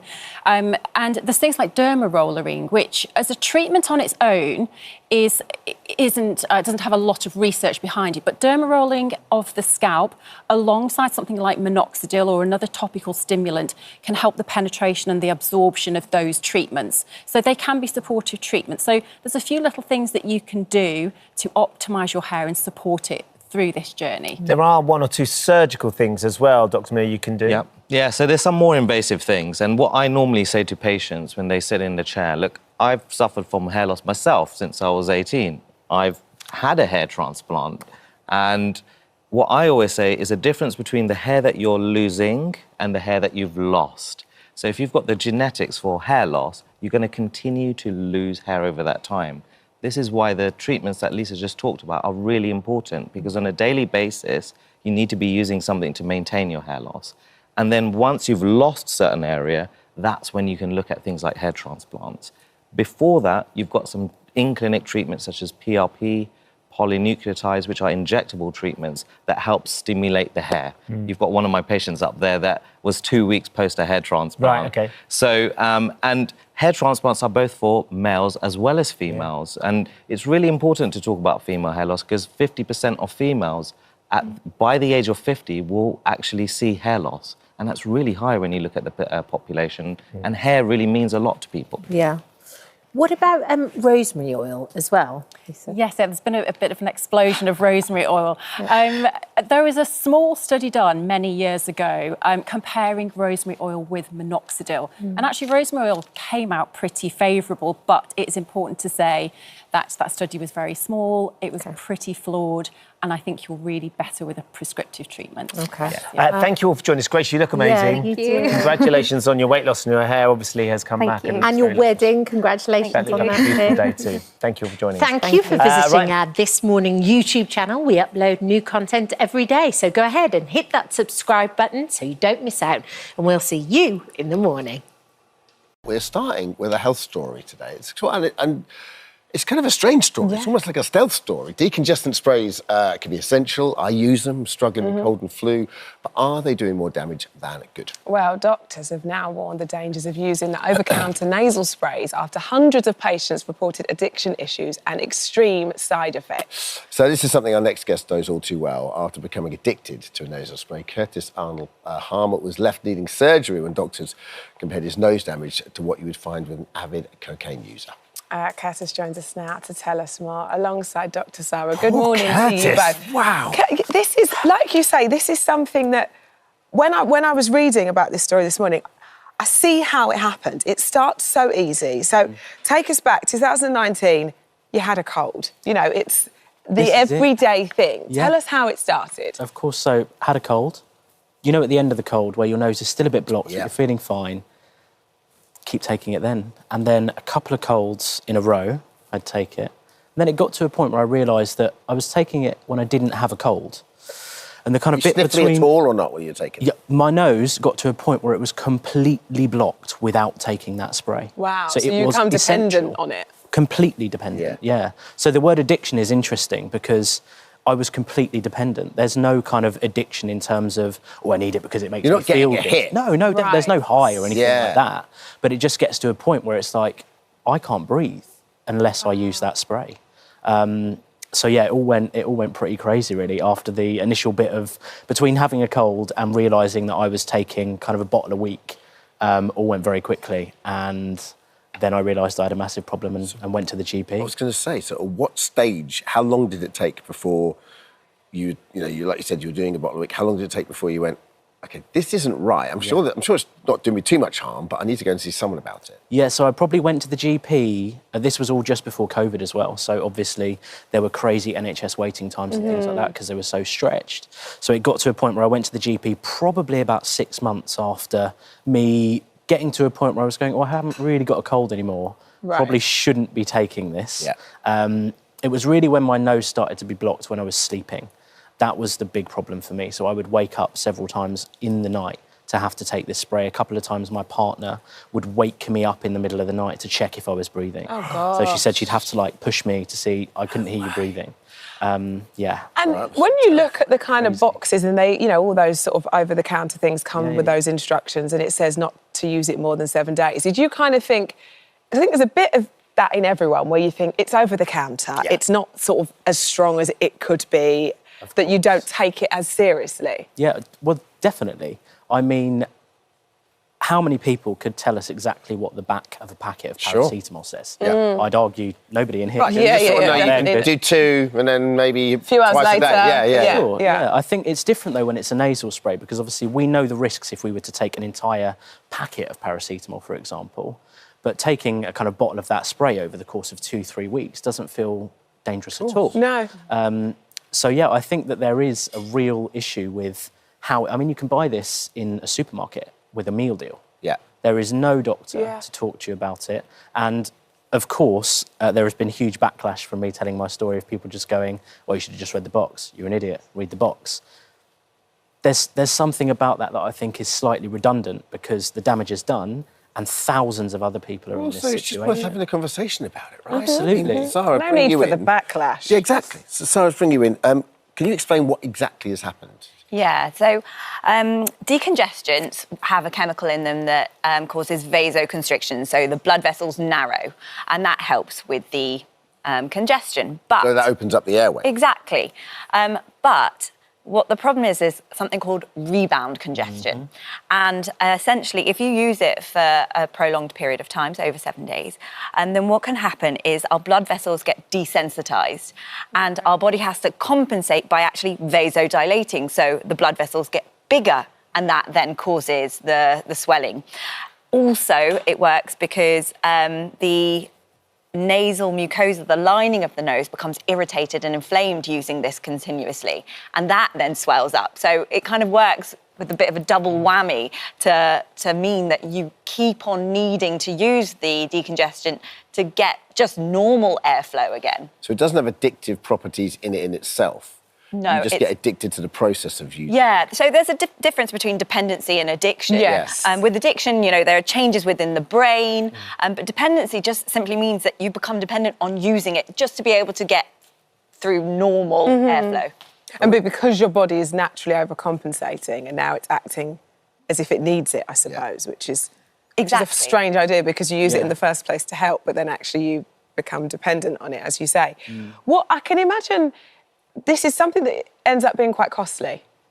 Oh, my God, yeah. I mean, at the time, I think the one that I was buying is about £5 a bottle. And at the height of it, for a period of about 7 to 8 months, I was buying 3 or 4 bottles a week. Gosh. So it was costing me nearly £100 a month for nearly a whole year. And when you go and see someone about it, do they think you're on Class A drugs?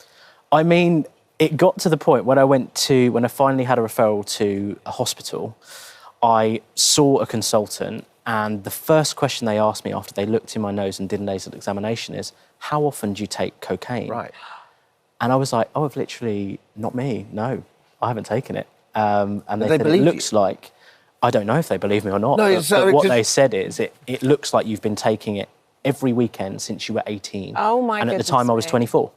So it was pretty frightening, actually, to hear that amount of damage could have been caused to my nose by something that at that time my mental health didn't think I could stop using. Yes. Right? So I was completely dependent on this thing, and then I'd just been told that actually it had caused irreparable damage to my nose. For something that that is so ready available, which is... At what point because obviously you went to the doctors and that's quite harsh hearing, like you say, mentally, that's quite impactful. You then have to have an operation. Yeah. And so what took did a that long entail? time. So the actual operation I had is called a turbinate reduction. So there's essentially, Dr. Sorrell will do a much better explanation. However, there's essentially, I'll do the layman's Yes, term. you do that, you do that. There is essentially two balloons at the top of your nose which inflate and deflate. So they inflate when you have a cold, it's to protect stuff coming into your nose, and they deflate when we're fine, right? So mine were constantly inflated. Right. And the only thing that would deflate them was using the nasal spray. So the operation that I had is essentially where they kind of burst those balloons at the top of your nose, and then over a period of time they grow back and hopefully work properly. Right. Although I was told that there is a potential that I might have to have the operation every 5 to 10 years for the rest of my life. So where are you at now? Do you use it? I've not touched it at all. I've not touched it at all. I was talking to somebody just before I came on, and I was clearing out my flat the other day, and I found a bottle of this stuff in an old backpack of mine, and it was a real moment where I was like, yeah. And there was a part of me that went, oh. So obviously something's happened in my brain, you know. Yes, yes. But yeah, I haven't touched it since I had the an extreme operation. case. You want to turn people off you. I mean, I've got a bit of a sniffle at the moment. And you would reach for I one. tend to go yeah. for a spray when I go to sleep, and then when I don't need it, I don't need it, right? So they're not in themselves bad. Look, no, if you use them correctly as per the instructions, they can be very useful. You know, I often recommend it for people who have got short-term issues. So let's say you're about to get on a flight and you're all congested and your ears are going to hurt. That's a perfect time to use it. Or, you know, use it for 3 to 5 days if you've got this cold. When you say use it, do you mean, like, because I use mine like once a day? Yeah, so I would say use it as per the instructions on the box. Different ones will have different doses and different instructions. But there are other things you can be doing instead if you need to. So I would always recommend trying things like saline nasal sprays to help remove the mucus. Oh, my son loves those. No, Daddy! Not again! That is a whole performance, isn't it? You're so right. Pin them down. Oh, gosh.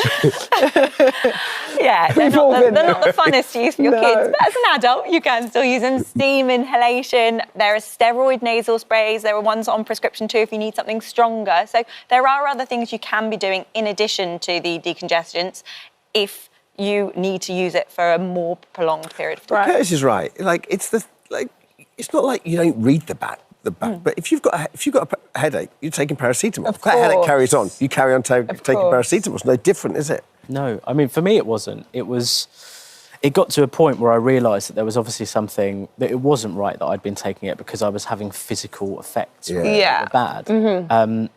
But I was speaking to somebody yesterday before, obviously, getting here today, and they asked me, when did you stop?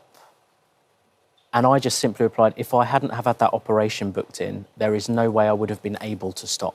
Yeah. It's as simple as that. Yeah. Because my nose nothing worked. I think I tried 4 nasal sprays from a GP, and completely no effect, it was just crazy. It was a crazy time. Thanks for coming on. Yeah. No worries. Telling your story, killing it with an amazing cardigan. Thank you so much. Yeah, no, Very kind of you. Bringing Friday vibes. There's a lot of left print I've seen in the studio today. Yeah. So, left print is in. There we go. Sarah. Thank you so much for visiting our This Morning YouTube channel. We upload new content every single day, so go ahead and hit that subscribe button, and we'll see you in the morning. You don't need to adjust your TV or search for something making a noise. The sound we've just played is exactly what Made in Chelsea's Jamie Lang heard for the first time almost a decade ago, and he's been hearing the same sound almost every day since. Yeah, Jamie woke up one day hearing that whooshing, high-pitched noise and was eventually diagnosed with tinnitus and was told that there isn't a cure. Jamie is here to tell us about his experience alongside Dr. Raj. Good morning to you both. It's only when you hear that, Jamie, that you realise just how debilitating it must be. Yeah, it is pretty debilitating. And look, my story is that 9 years ago, I woke up one morning and I could hear this ringing. So I searched the whole house to find this noise and then realised it was in my head, which is quite a scary thing. And frightening. Really frightening. The upsetting thing is it affects 1 in 7 people. So 1 in 7 people are affected. So I'm a big advocate for talking about it, you know, allowing people to realise that if you do have it, it is a little bit scary, but there are ways to sort of help it. And and also the hard thing about it is no one can see it. Yes. Or feel it. So it's a very, it's a very solo problem. So you're very stuck in your own body with it. So do you hear kind of that noise that we just heard? And does the noise that you hear get worse? What's it like? Try and describe it for us. So it's like a high ringing whooshing noise, and lots of tinnitus is different, right? People hear different things, right? But there are certain things, right? It's a problem because the more anxious you get, the more stressed you get, the more tired you are. All these, the louder it gets. And when tinnitus first starts, all you're thinking is about is the tinnitus. Oh, it's there, it's there. So it's louder and louder and louder.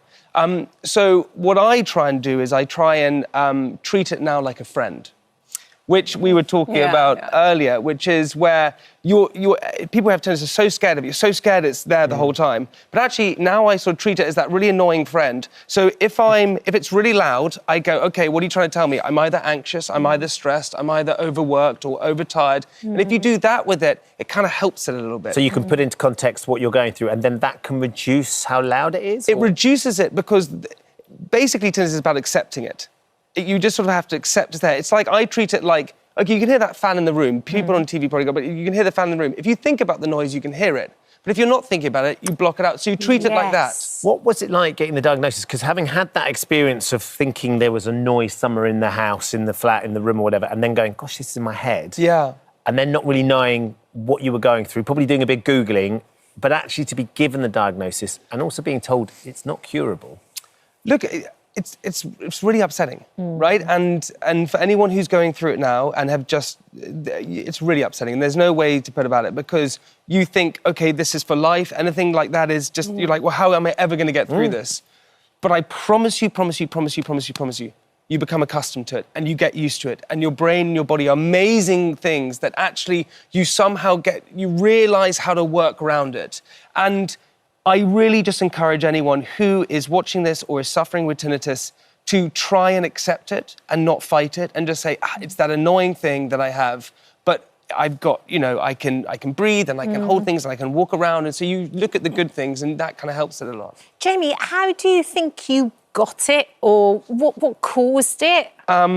Well, loud music. I mean, I think... You think it's... I think my thing was probably different. I did never protect my ears. Right. And the problem with we listened to music so loud, I went to a lot of nightclubs when I was younger. I was not wearing ear protection.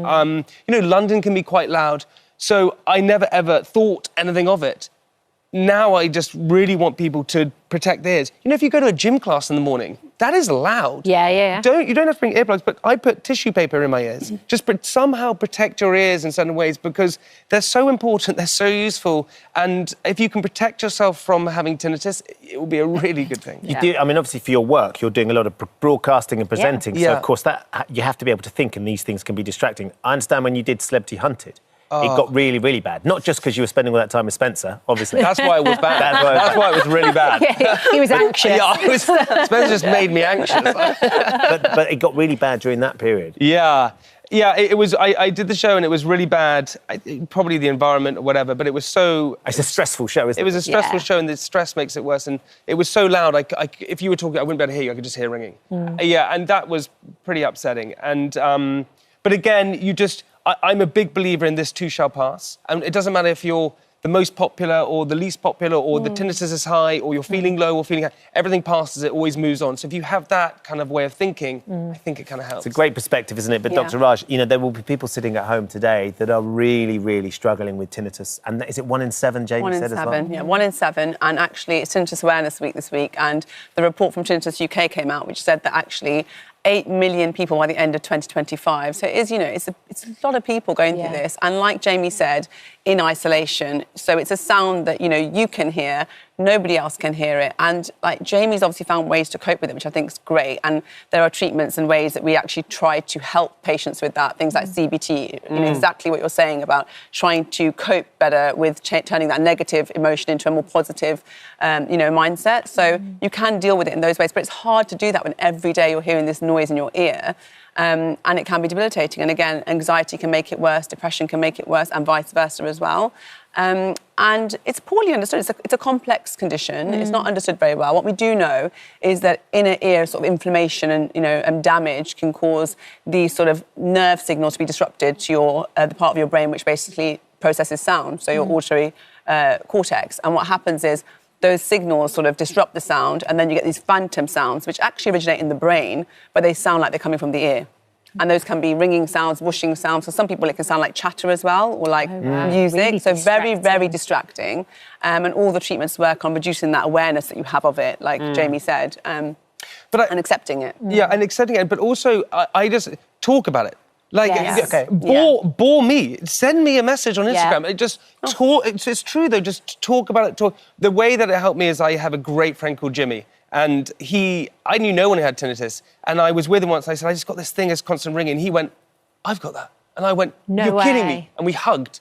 And we just then spoke about it. And when if you're sharing it, you get an echo back. Yeah. And it's the greatest thing in the world, and sharing it helps. You've even talked about Chris Martin having it as well. And the day when you realise, oh yeah, he's got it too. If Chris Martin has it, then we're all okay. Yeah. So I Googled like who had this thing tinnitus, and Chris Martin came up, and I thought, okay, if Chris Martin has it, then maybe I'm going to be okay. This amazing musician, and he's who hasn't stopped playing. Hasn't stopped playing. Yeah. So that's how. And often I think musicians can get it because of exposure to sound repetitively. Similarly with like if you lots of exposure to noise in nightclubs, like you said, or even listen to really loud music through your headphones. So be very mindful of that. If you are somebody who's in the gym pumping loud music every single day, again, it's going to increase your risk of that.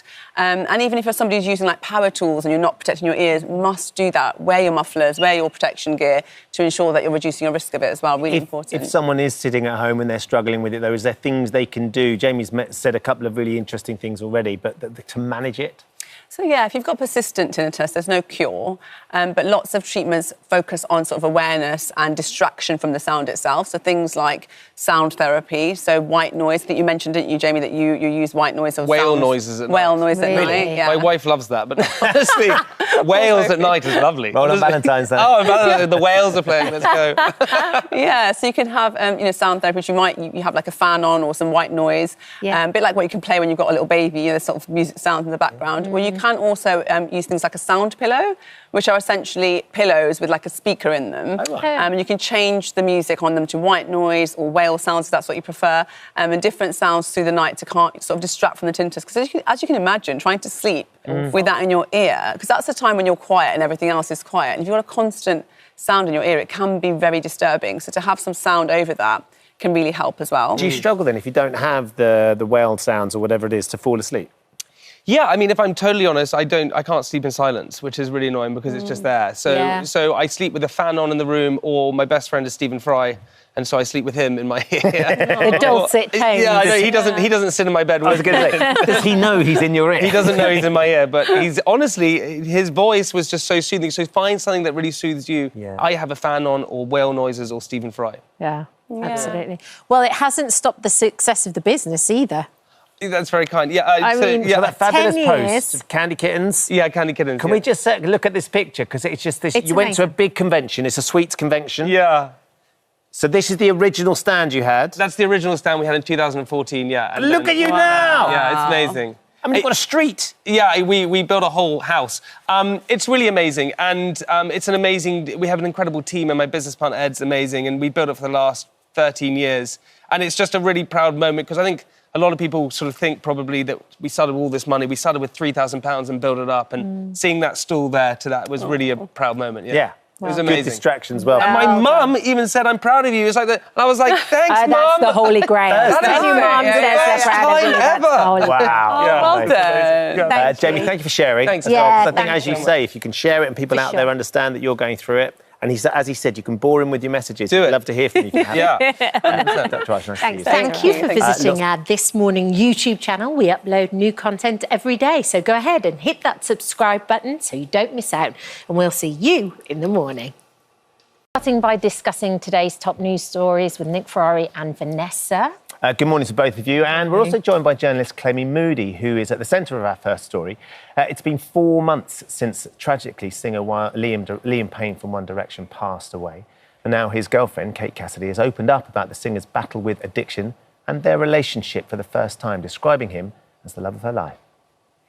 I think with addiction, you know, you never know when it's gonna come out. It's a really serious issue that I think is undervalued and underspoken about. When I left Argentina, we had such a great day and he was in such a good headspace, and we were in such, great, we just full of love, and I never would have expected any of that to occur.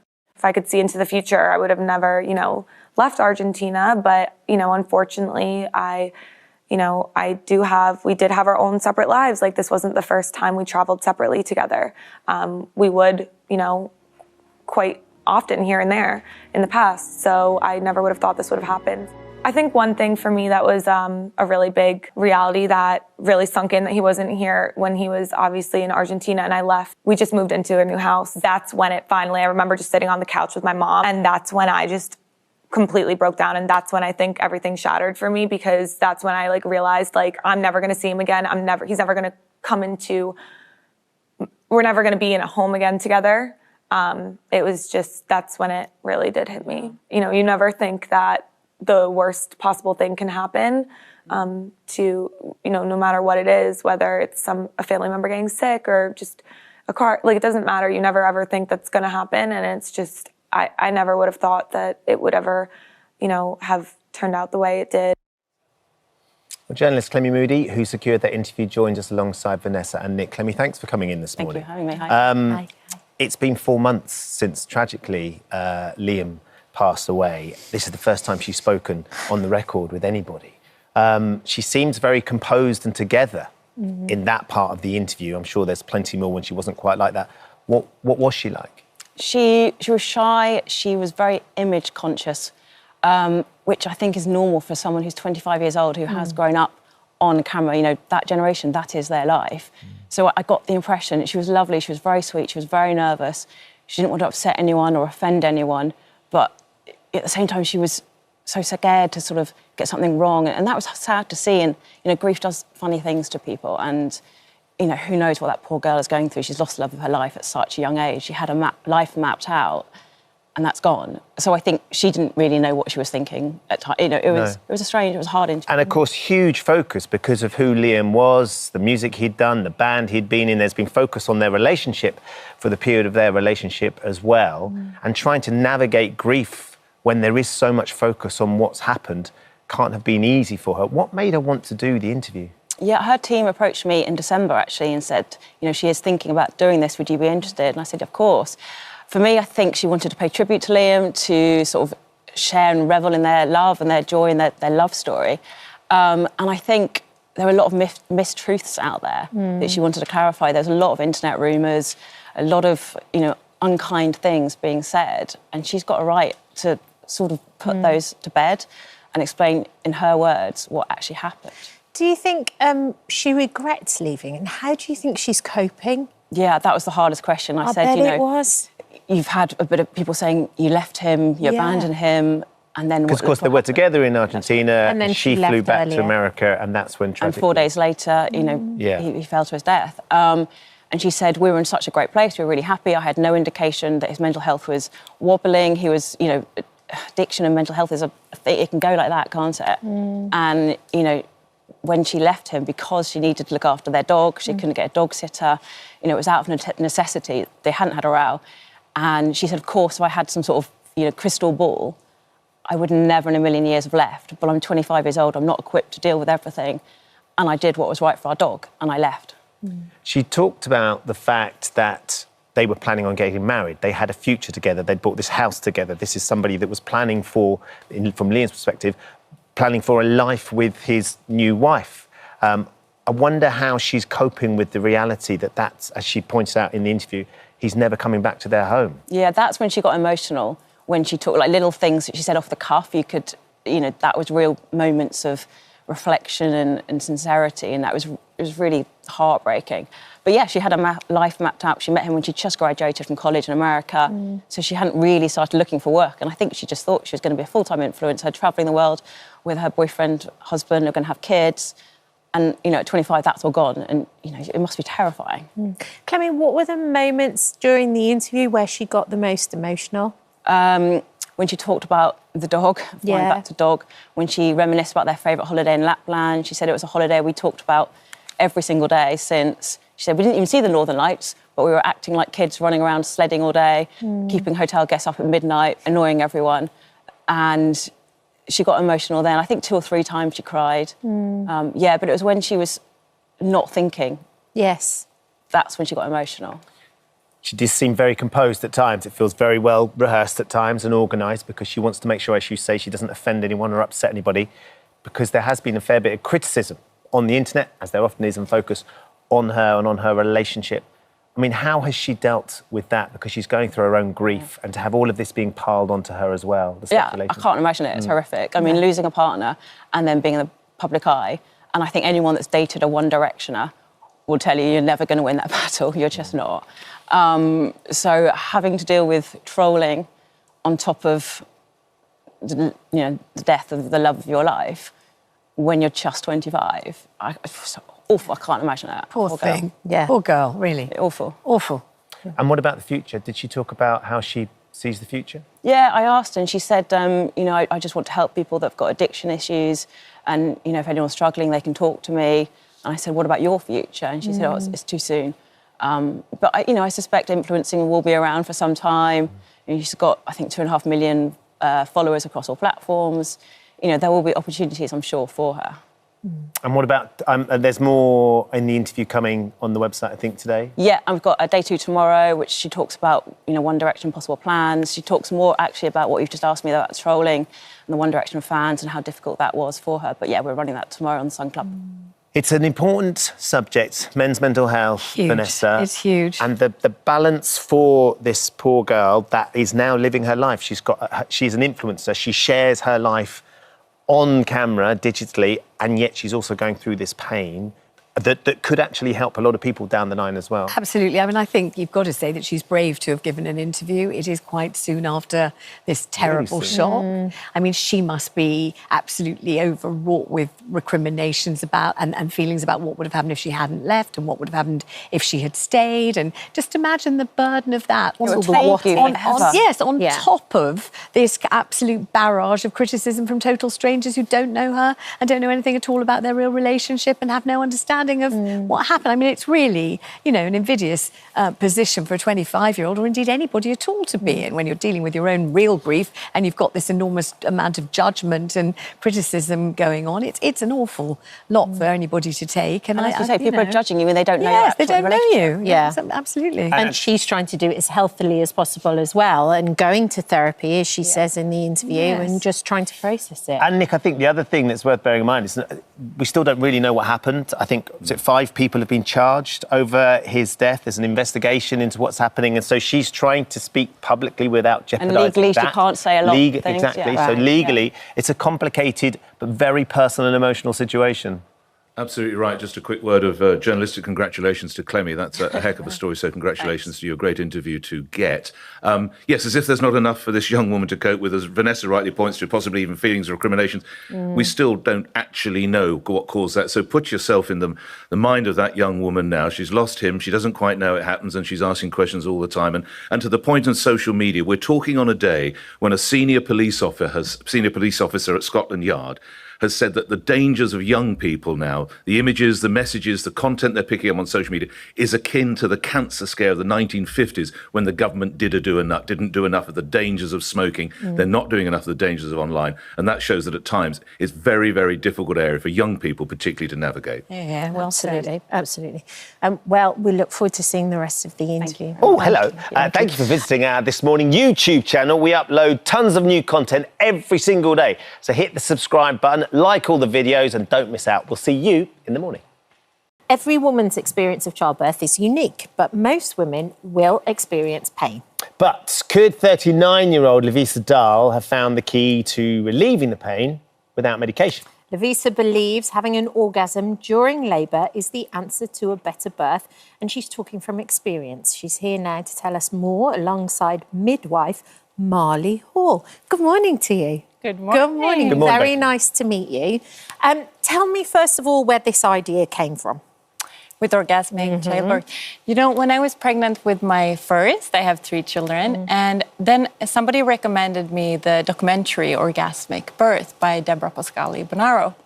So I watched it with being super intrigued, super fascinated by this idea, seeing women have actually orgasm during birth.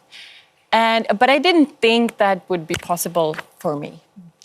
Because actually at the moment I had been in abusive relationships. I was still struggling with my sexuality, and kind of like I had met my husband and I was, coming, healing a lot. Yeah. But I was still sometimes struggling to orgasm in intercourse, and, it was, so I didn't really think I could have that, but maybe somebody else.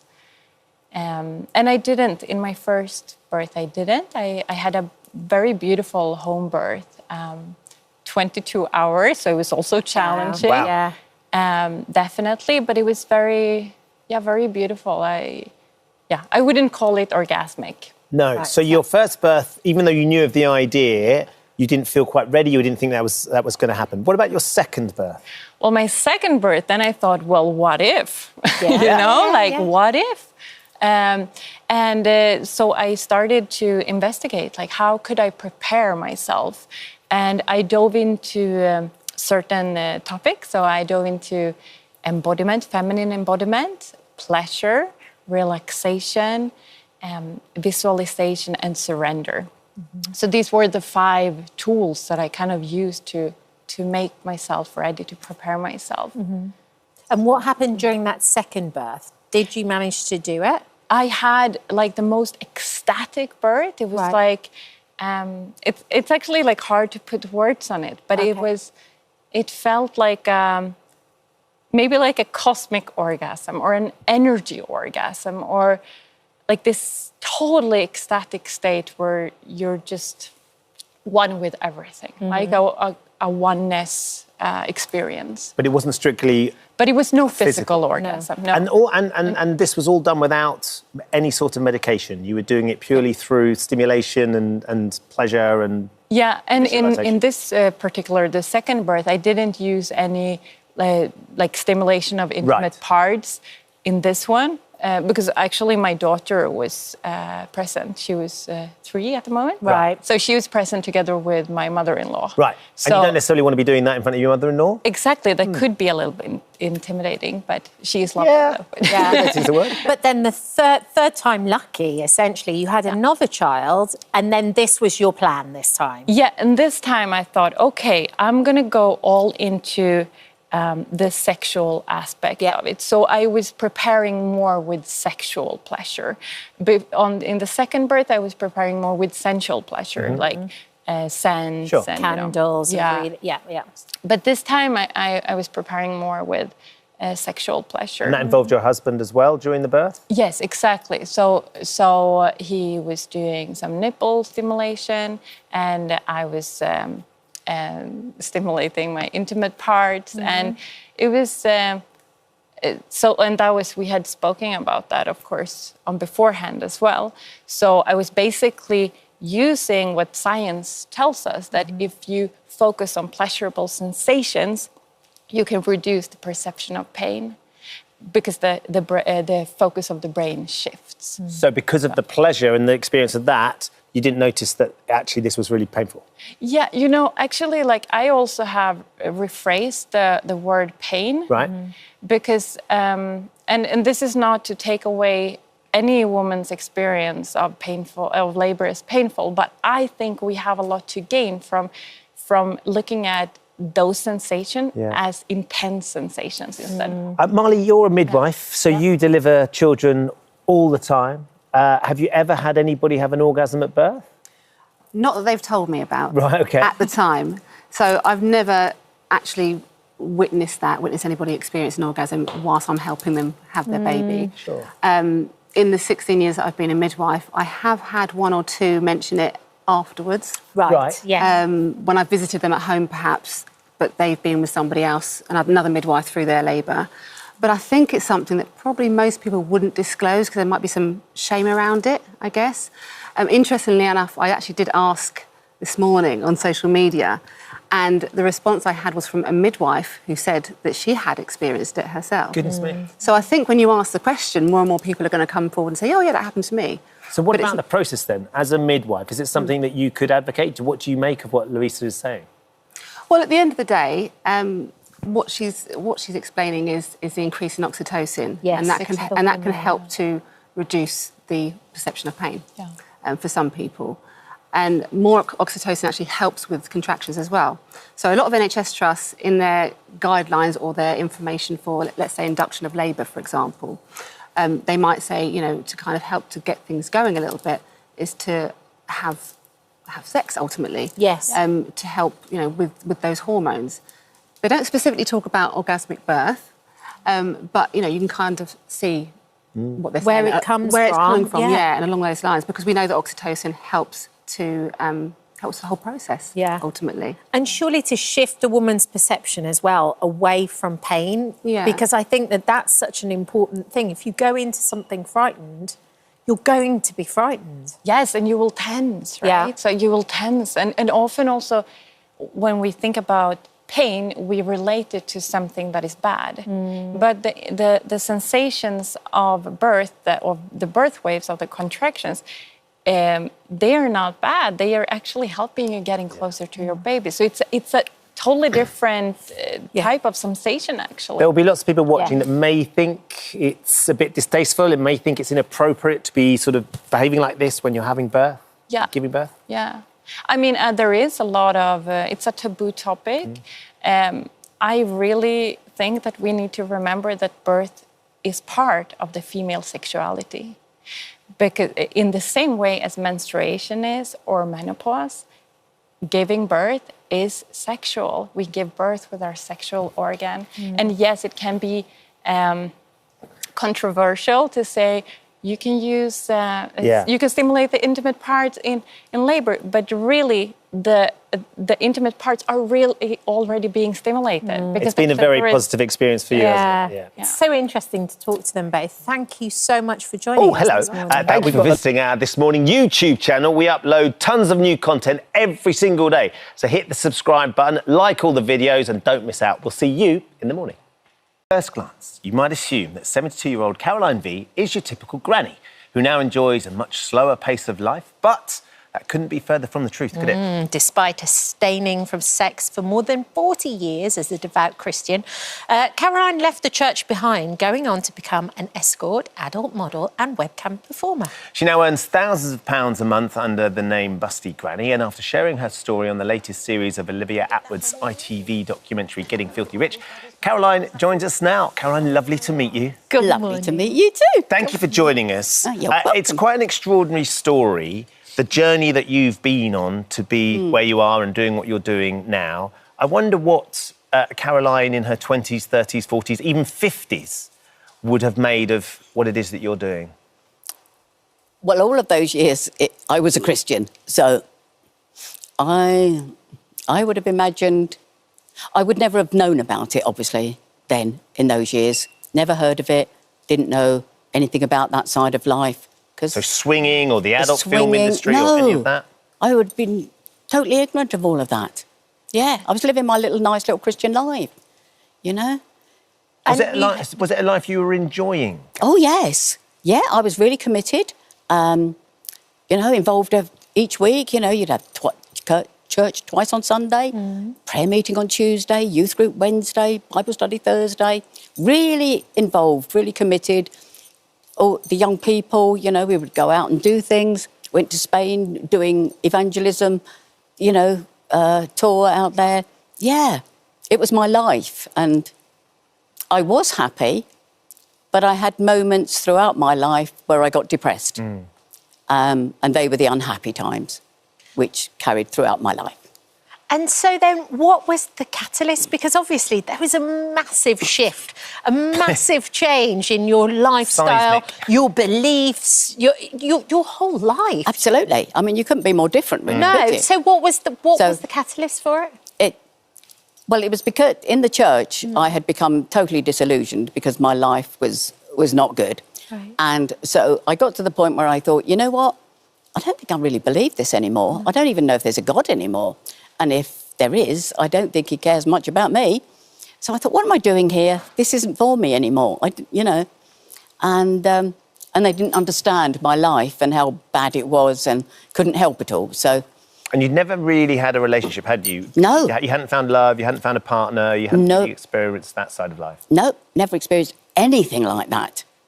Which is why, well, in the beginning, before I became a Christian, I had a few boyfriends and such like and had experienced sex, but it wasn't enjoyable. Right. So when I became the Christian, it wasn't as if I was missing something. Right. Because I hadn't enjoyed it, you know, which is a huge part of why I didn't miss it. Yeah. You know, and just got on with life as it was, as thousands of people do who are single in the church, you know.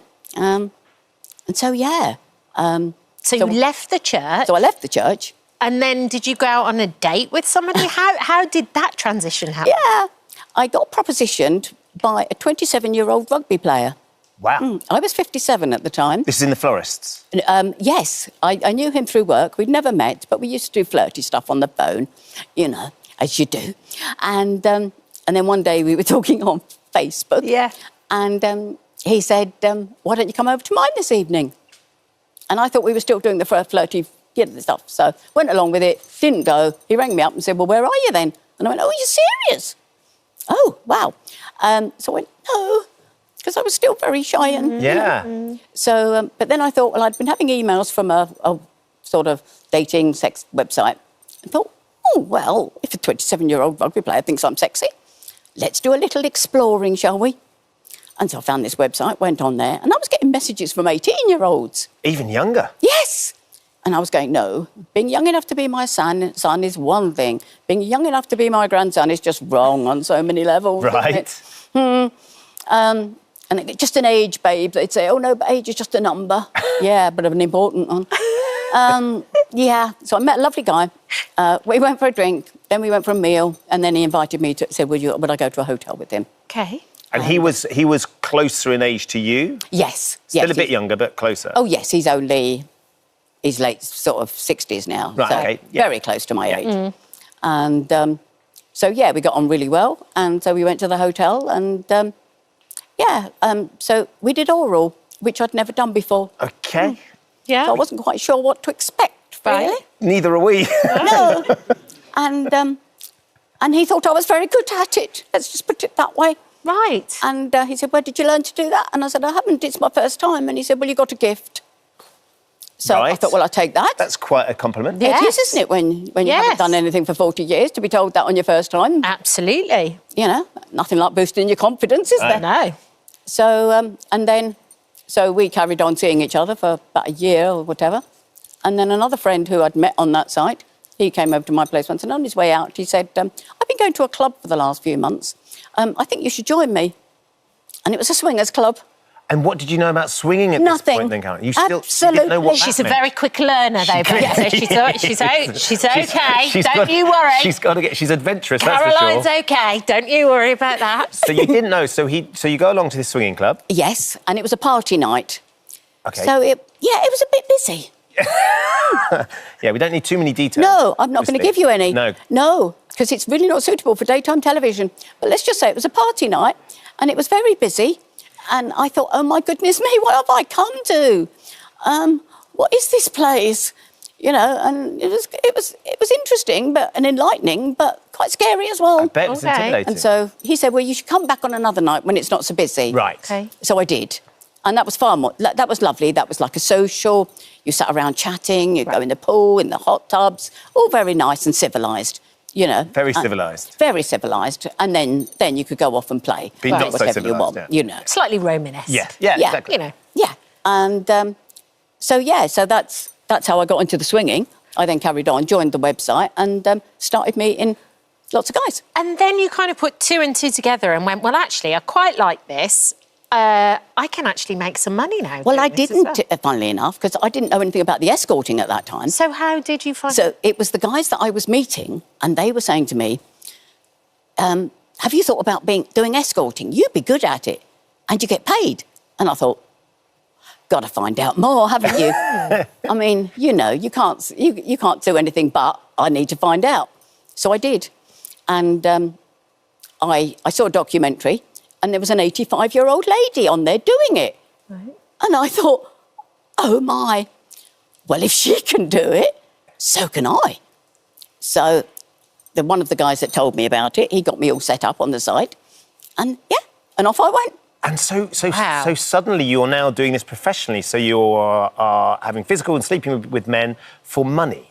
Yeah. Caroline, and have you ever sort of struggled with the sort of the conflict in that, whether it's a sort of thing that people do, or that it's quite a sort of obviously it's an old business. It's been around for centuries. Longest profession.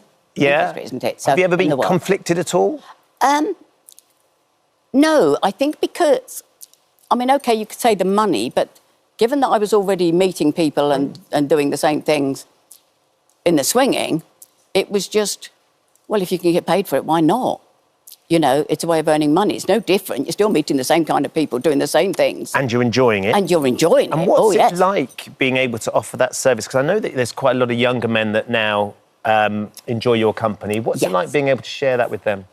It's great. I mean, I meet all sorts, you know, all occupations, all sorts kinds of backgrounds and all ages, you know. And let's just say there's quite a large percentage of the population that have granny fantasy. Right. Something completely new to me, never knew anything about it. But they're just normal guys and they just like to play with grannies because they feel comfortable with us. Yeah. Because they're girls their age or women their age, they can be a bit not helpful. They can ridicule them a bit. You know, they're not understanding about guys and all of that realm and what you do. And so they like older ladies because we're just very relaxed with them and we help them and understand. And so it's like, yeah. And if you know, taking everything that you know now, would you have started doing this earlier? Absolutely. Why? Oh, my goodness, because it's so much fun. I mean, you know, at the moment now I'm travelling around the country doing photo shoots, you know, making little video clips to sell. You've given up your job at the florist? Only recently. Right. 31st of December last year. Yeah. Packed that in because I'd paid the mortgage off. Well done, Caroline. Last payment done, floristry gone. Because it was going downhill. Right. Trying to make money, no good. What do your family make of this? Let's just say they're not too impressed. OK. You haven't got any children, there's no grandchildren? No, never got married. But you have got siblings? So, yes. But you're sort of estranged from those? Yes. You haven't been... They decided that we were going to meet and then they got some information from somewhere, don't know what, because it had been out there a long time, so we don't know who told them what. I still don't know how much they know, but they sent me an email saying, in view of certain revelations in the media, we do not think a meeting would be helpful. No. How do you feel about that? And I thought, whoopee, because I actually didn't want to meet them, because I knew what they thought of me before doing any of this. Right. And what about the future?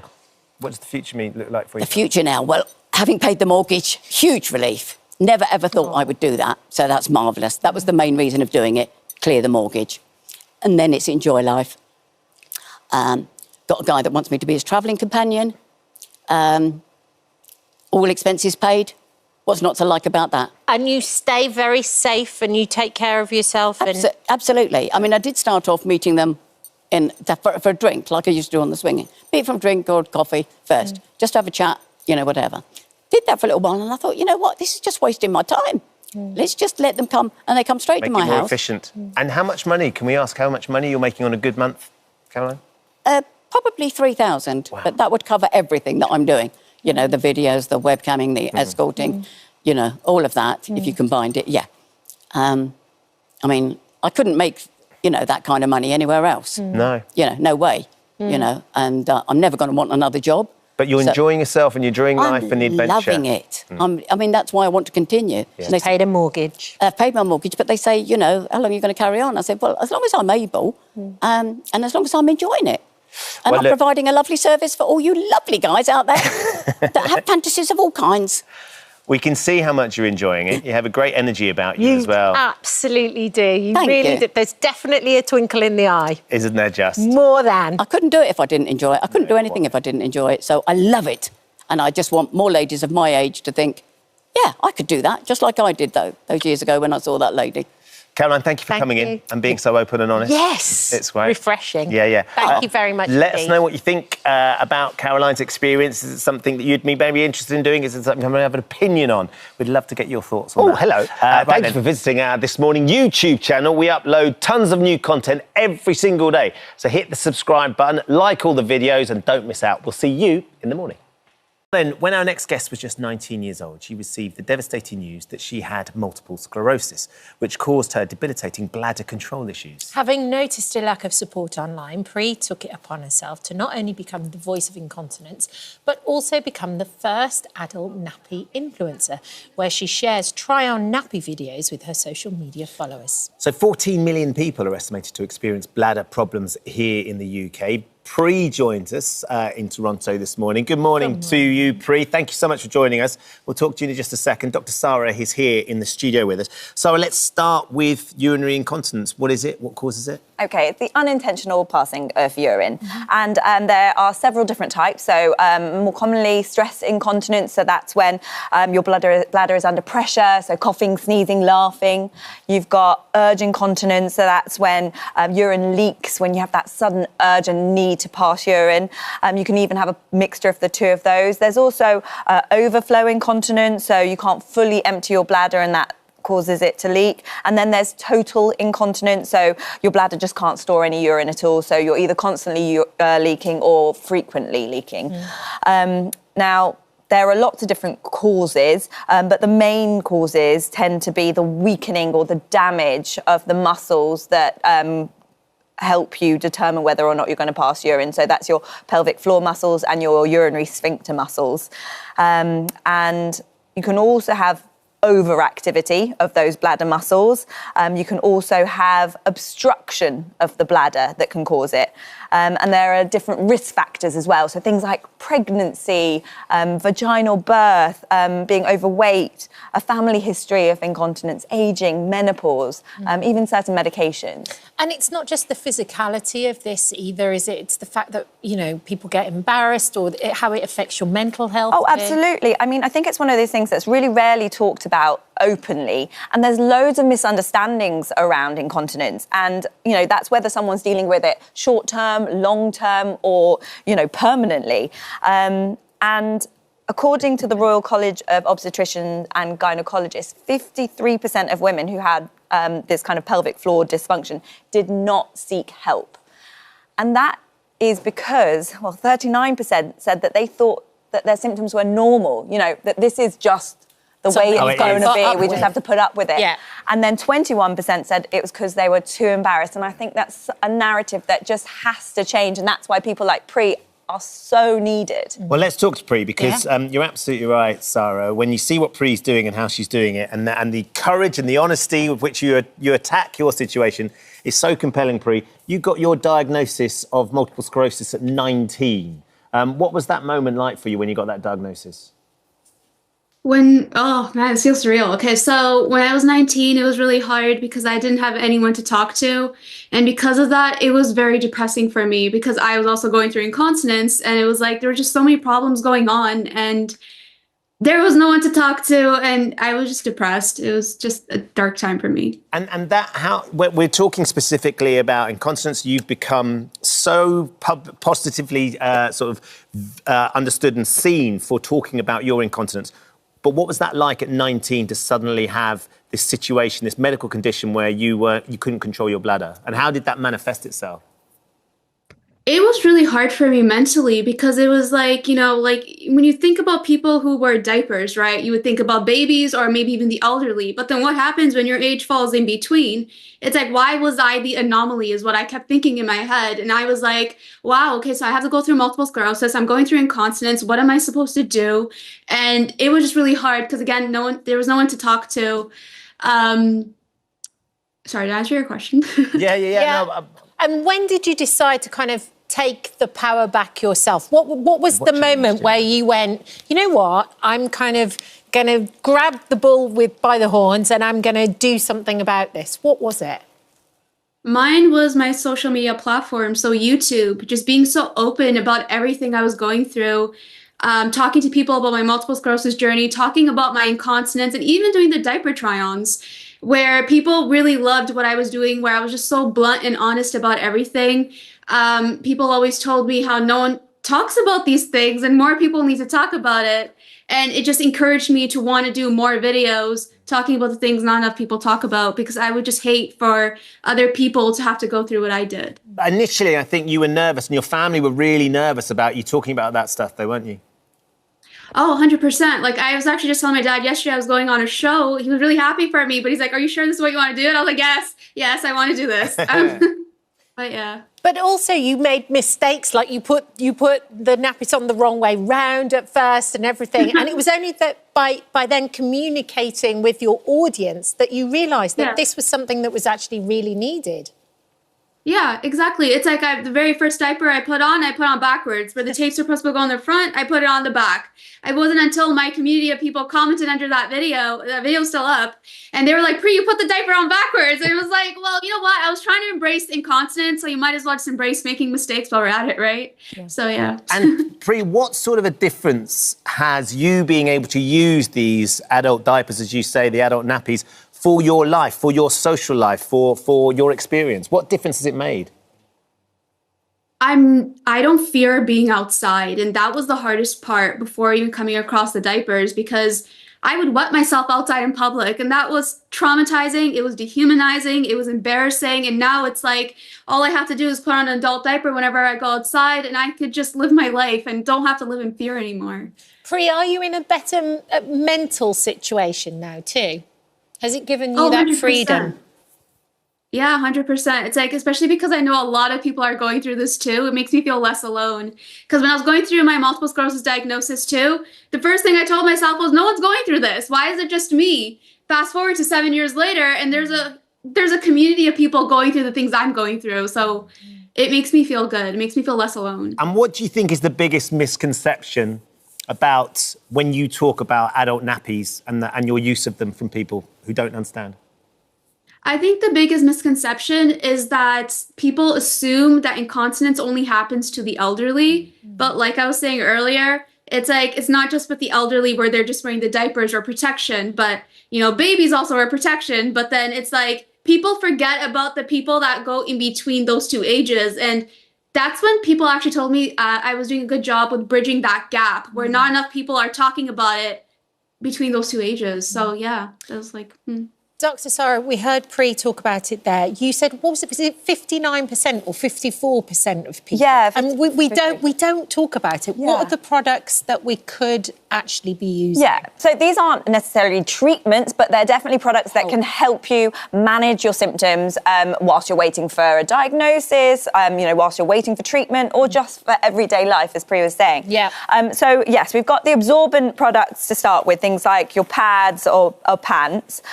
So these are the kind of nappies, I guess you were talking about. Although these ones don't have the straps, so you can't hopefully get it the wrong way round. And then we've got handheld urinals. So that's more to preempt if you know you're going to be somewhere that you're not going to be able to reach a toilet in time, then at least you've got these with you. Car journeys, things like that. And then you've got sheaths that men can use. It's like a condom almost, with the tube connected so that you can then pass urine into that. We've got disposable or washable pads that you can put on your bed or on a chair. And then you've got things like moisturisers, barrier creams that you can apply to yourself so that if you know that you're going to have exposure to urine for a period of time, then at least you're protecting your skin whilst you do that as well. I think most of these products you can get from an incontinence service, so you can speak to your GP about being referred on the NHS to a local incontinence service. And you may need a referral to be assessed by the healthcare professional before you're able to access these. Pri, it's amazing hearing you talk so positively and openly about what you're going through, and clearly the first adult diaper influencer is quite an accolade to have. What's the sort of the future look like for you, and what's the diagnosis, and how are you feeling about sort of getting older and dealing with your MS?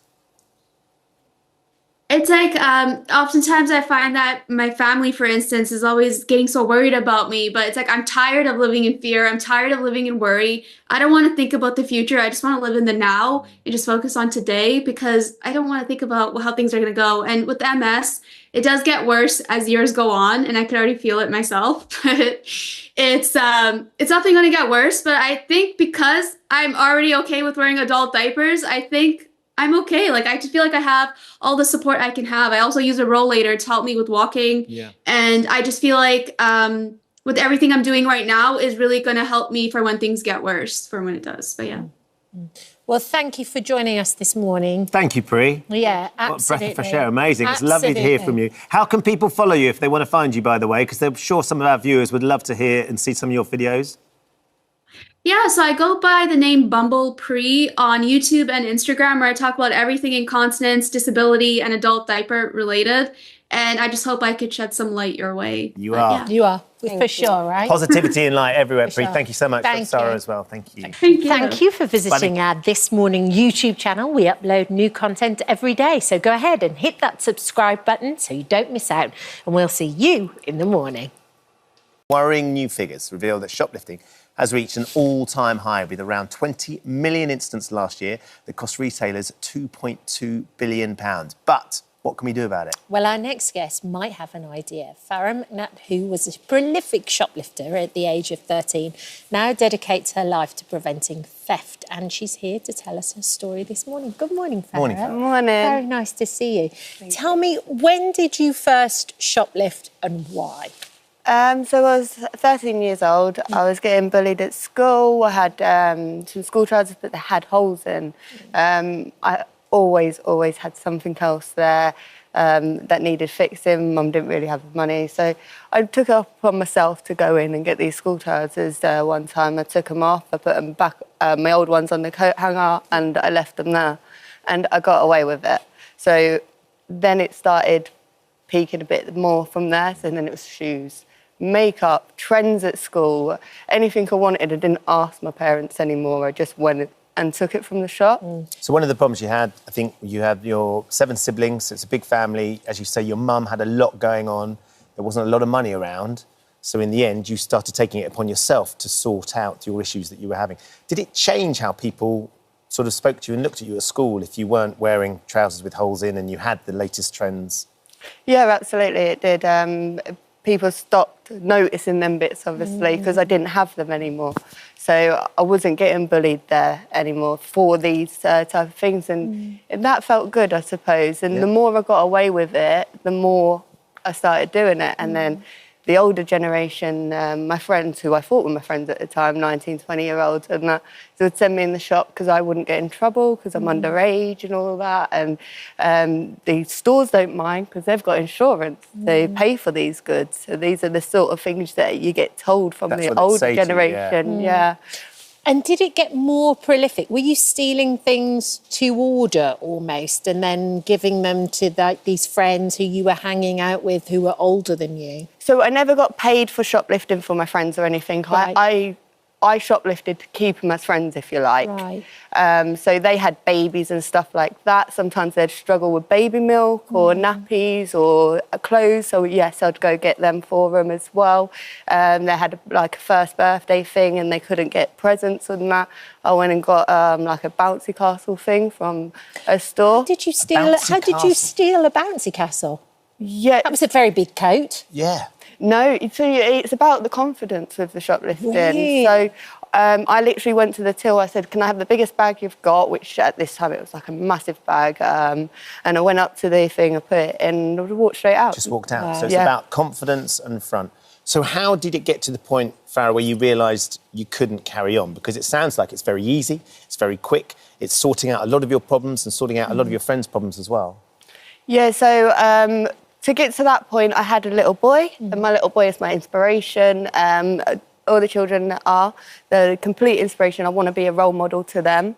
I moved away from the area, and that's when I really looked back and I changed my timeline of my life. And I was like, hang on a minute, this isn't right. What can I do in my life? Well, there must be a purpose to my life. Like, what can I do to help or anything? I spoke to a store owner, and he got really quite emotional. He was on the brink of closing down.